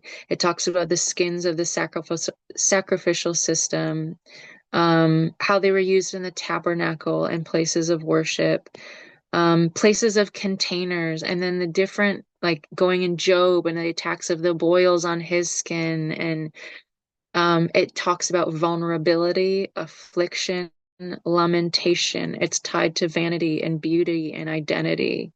So there's this whole, like, I'm just going and I'm still scrolling. And then summary.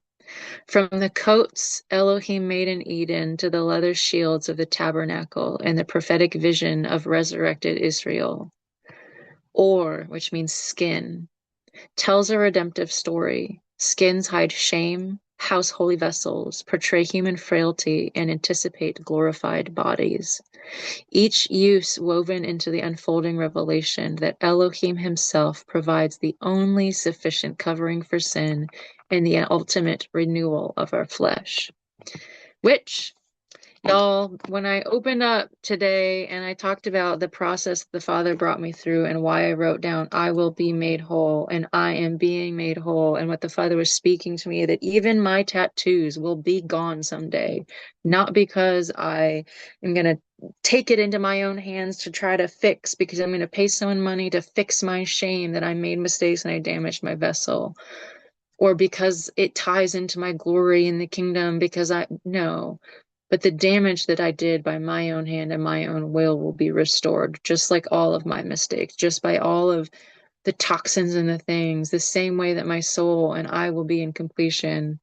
All of the damage that I did to my whole being, mind, body, spirit, and soul will be made whole. And I know this so fully.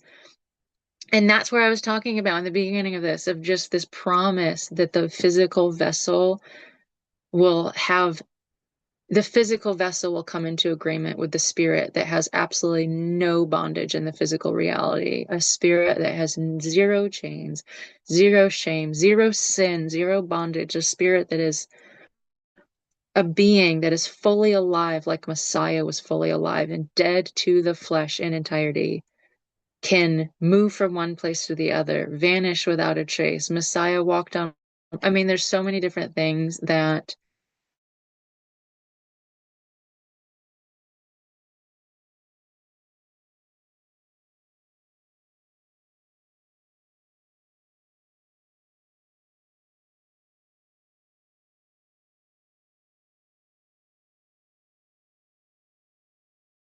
and how the very first element of bloodshed was, oh no, that must mean, oh, did Haley leave or come back? What is going on? But anyway, I'm gonna end this. There we go.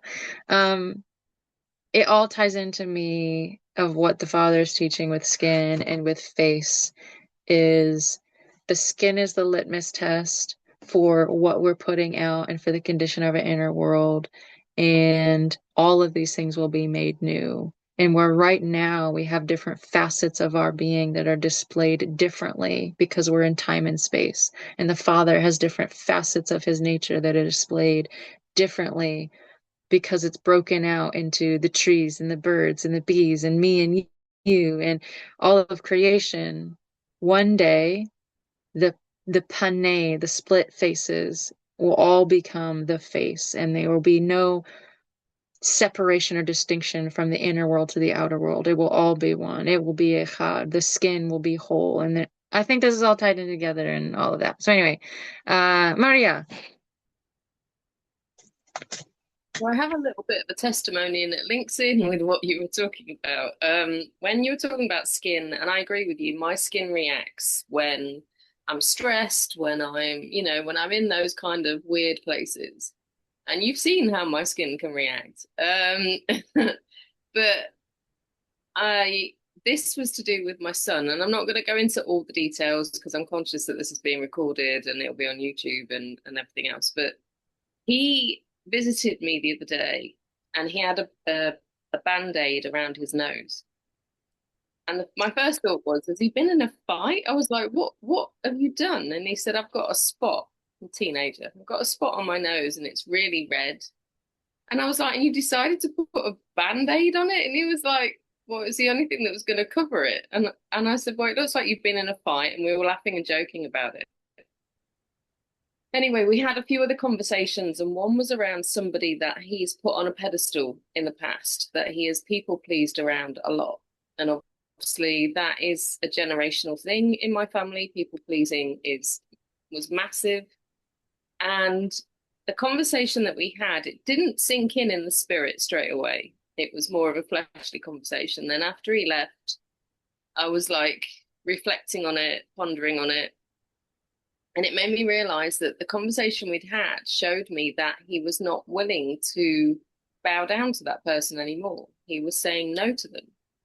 He was saying, this is something that I believe in so strongly that this other person that he would normally have said, whatever you say goes. He was not arguing it, but and he did it again in a really wisdom-led way. He was just like saying, no, this is what I want, and this is what I believe, and I'm okay with that.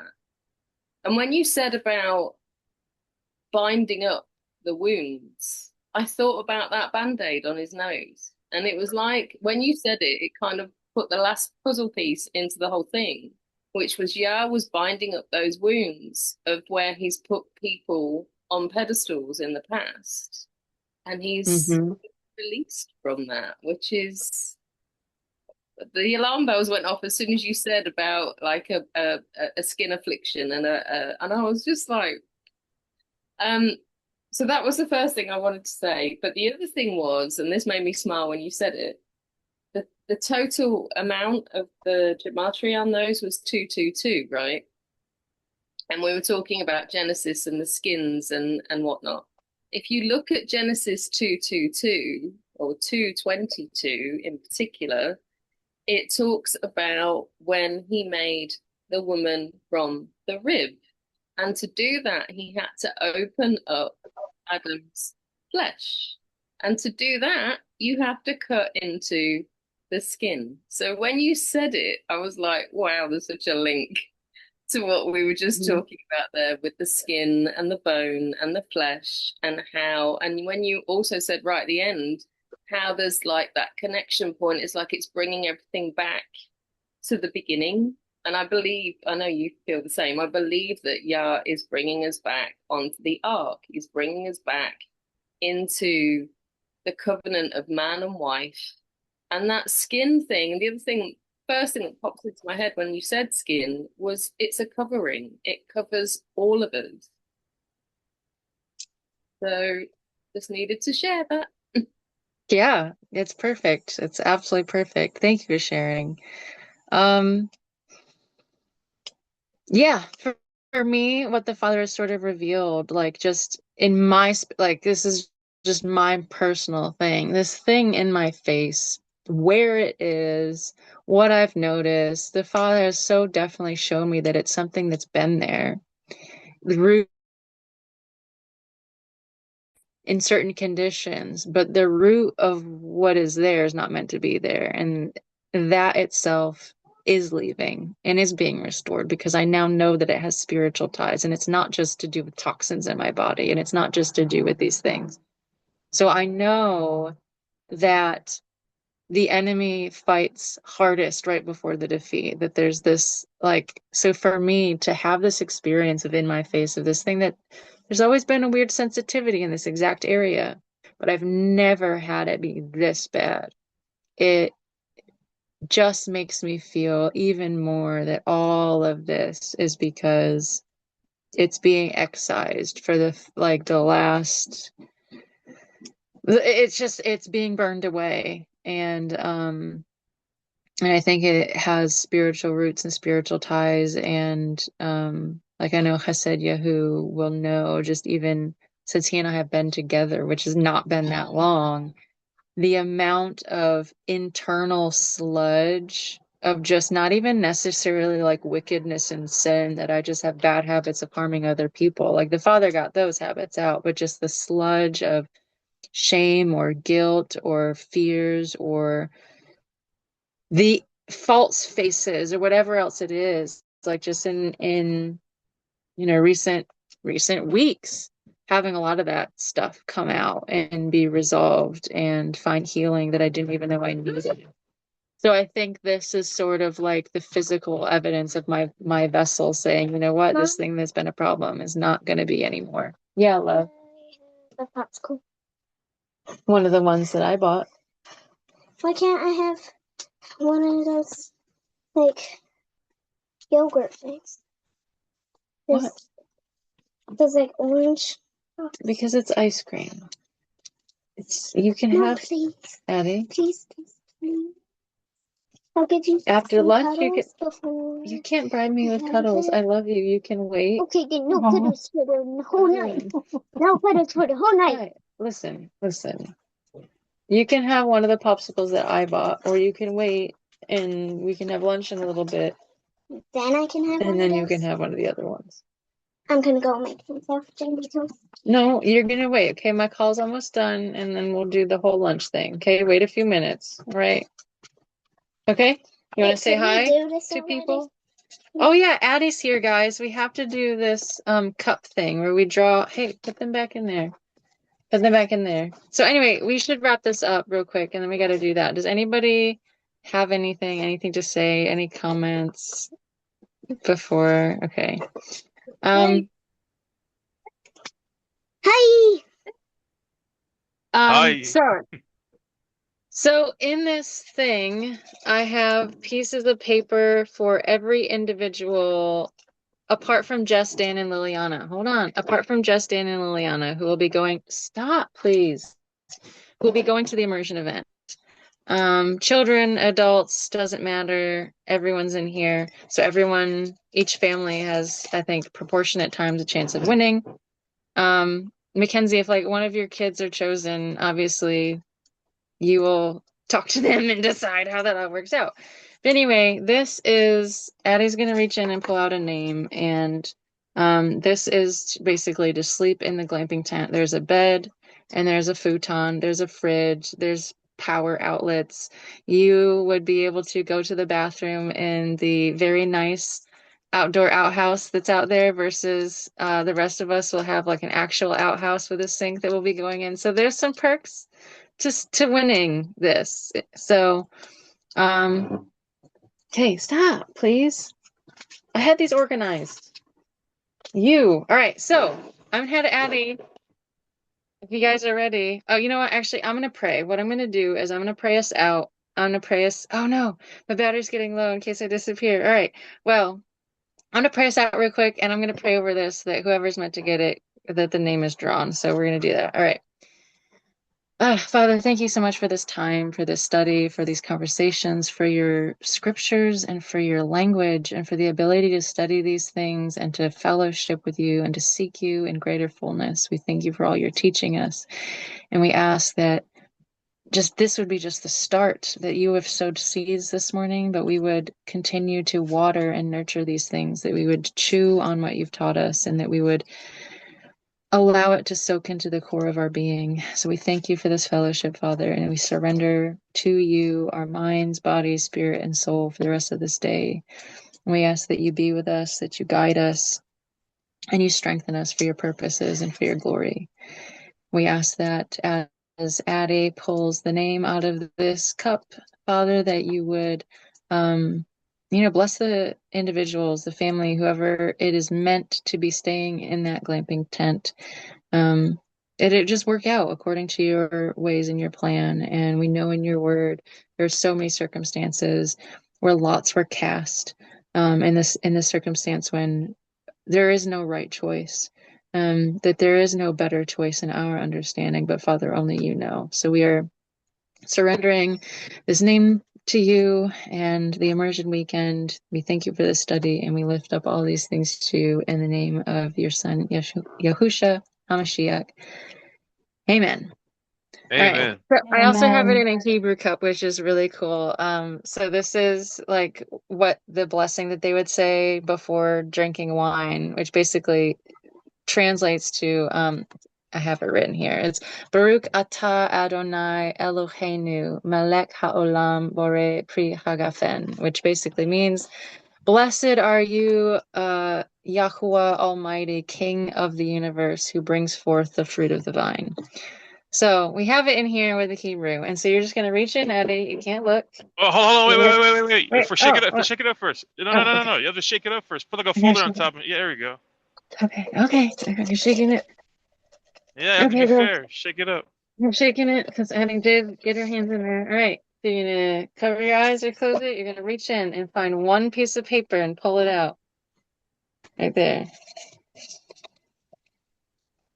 All right. Oh, we got two. All right. Okay. Just don't look. Just grab one. There you go. All right. So who do you got? What? What? Say it.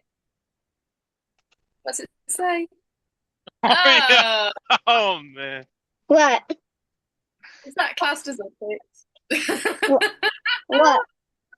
Did you I win? don't know what to do, guys. Did you That's win? not. That wasn't supposed to happen. Did you get it? It was my name, kid. It was my name. Okay, we're keeping it now. Throw these all away. Now, we're keeping it.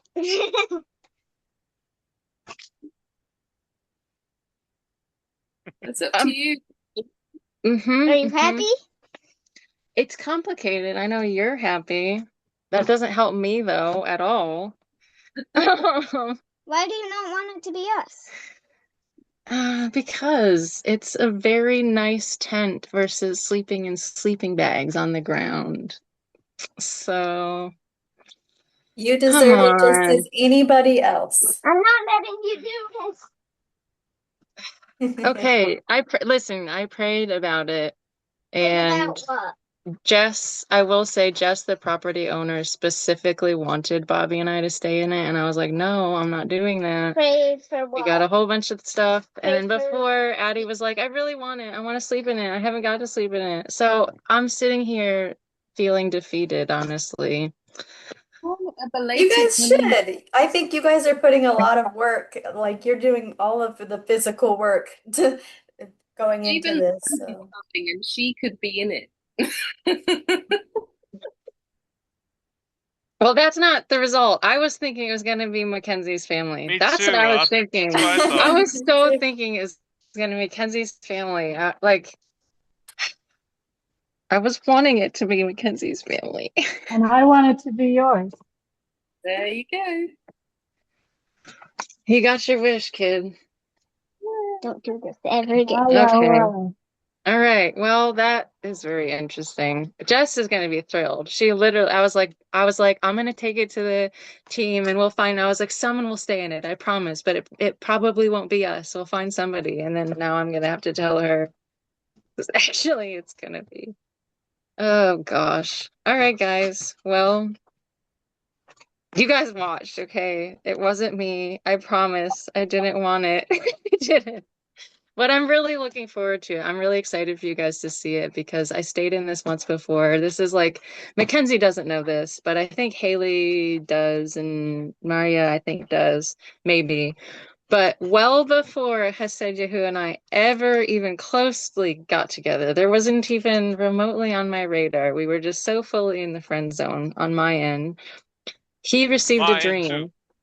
He received a dream that like literally a dream or a vision, like it was like he saw Addie and I camping or something, and he felt a pressing to send Addie and I camping. So he sent us money to specifically go do something fun. And he didn't even say camping at first. He was like, I see you guys, like you guys need a vacation, like you need something.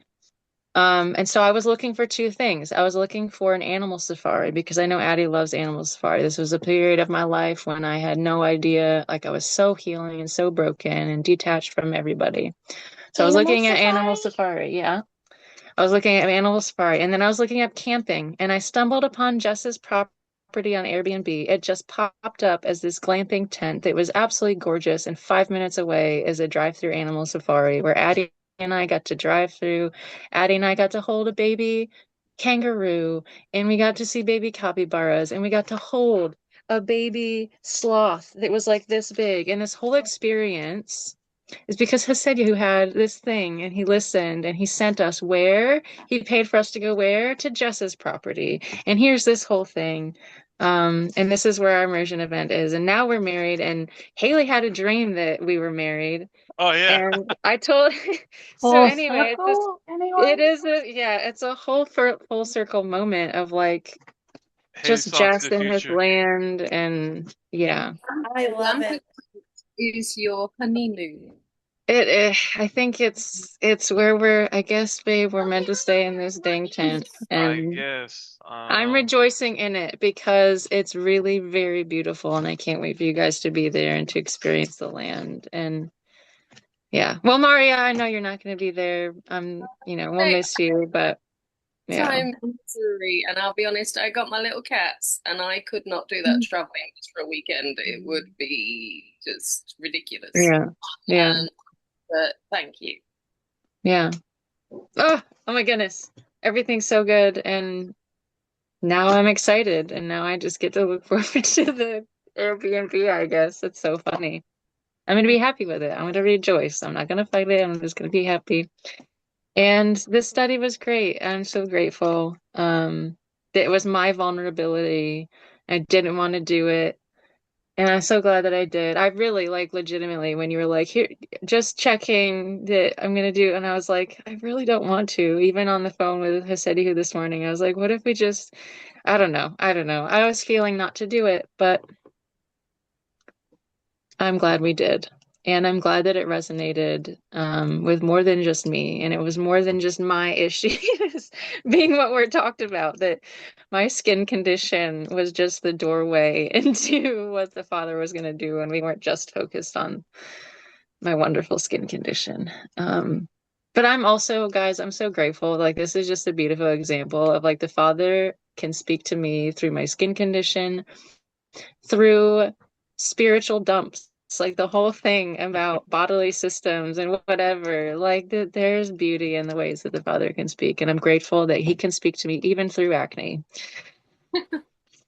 Even through acne, I'm rejoicing in the voice of the Father through it. So anyway, thank you for being here. I said in the leadership group, I personally, it's going to be up to Hesed Yehu what he's doing. I personally will be spending time with my biological family, this Sabbath. I will not be here. It's not guaranteed, but it's looking very, very likely that I will not be here for our study. And if you guys want to continue on without me, it will be beautiful. Or we could wait until we're in person when we have our fellowship. I don't know how that's going to go, but that is TBD. Yeah, Maria. Just to say, I probably won't be on there because I've got my face-to-face fellowship this weekend anyway. Not to say that that should make any difference, but just putting that out there. Okay. Well, I guess I will let I'm that gonna be decision. driving because I have to get back to New York, so I'll be driving all this the Shabbat. So it's going to be up to the leadership that is able to be there, I guess. So, and I guess the Mishpachah who's able to be there. I will not be there. So that's pretty much it on that. I'm going to continue, I guess, I'm going to continue today. I think I'm going to get back into Isaiah a little bit and, I don't know. I'll probably share some stuff with the group. I just have a feeling, I guess, that this felt new. This concept of the face and the skin, and I guess what I'm feeling is like we're just scratching the surface and we're just sort of tasting what the Father's doing with this. And I think maybe there will be further confirmation into, oh, Mario's phone must have died. There will be further confirmation into understanding the face and understanding the skin and understanding what the Father's doing with this. So we'll see. I don't know. I might be blowing up the chat later with things, who knows, or maybe not. But yeah, it's good to see you guys, and I love you all. And I will see you. Oh, I am gonna try to figure out a time to do the stream on Zoom of the Way documentary, and I'm guessing probably Sunday. I think maybe we can do a Yes, poll and just to Saturday. see. It's either Saturday. It starts tonight at 5 p.m. and it ends I think Sunday at 5 p.m. And I know I'll be busy all day Saturday, so I think I'm gonna try to live stream it. And if people can't make it or they can, maybe I don't know. I don't think we can record it legally. I don't think we could record that live stream, but um tentative plan on group watch of the Way documentary on Sunday at some point because I will probably be doing that. I think that's it. All right. Yay, love you guys. I'll see you Yay. guys when I see Yeah. you in the chat. Love you. Shalom, Hello. Shalom. shalom, Shalom. everybody. Shalom, shalom.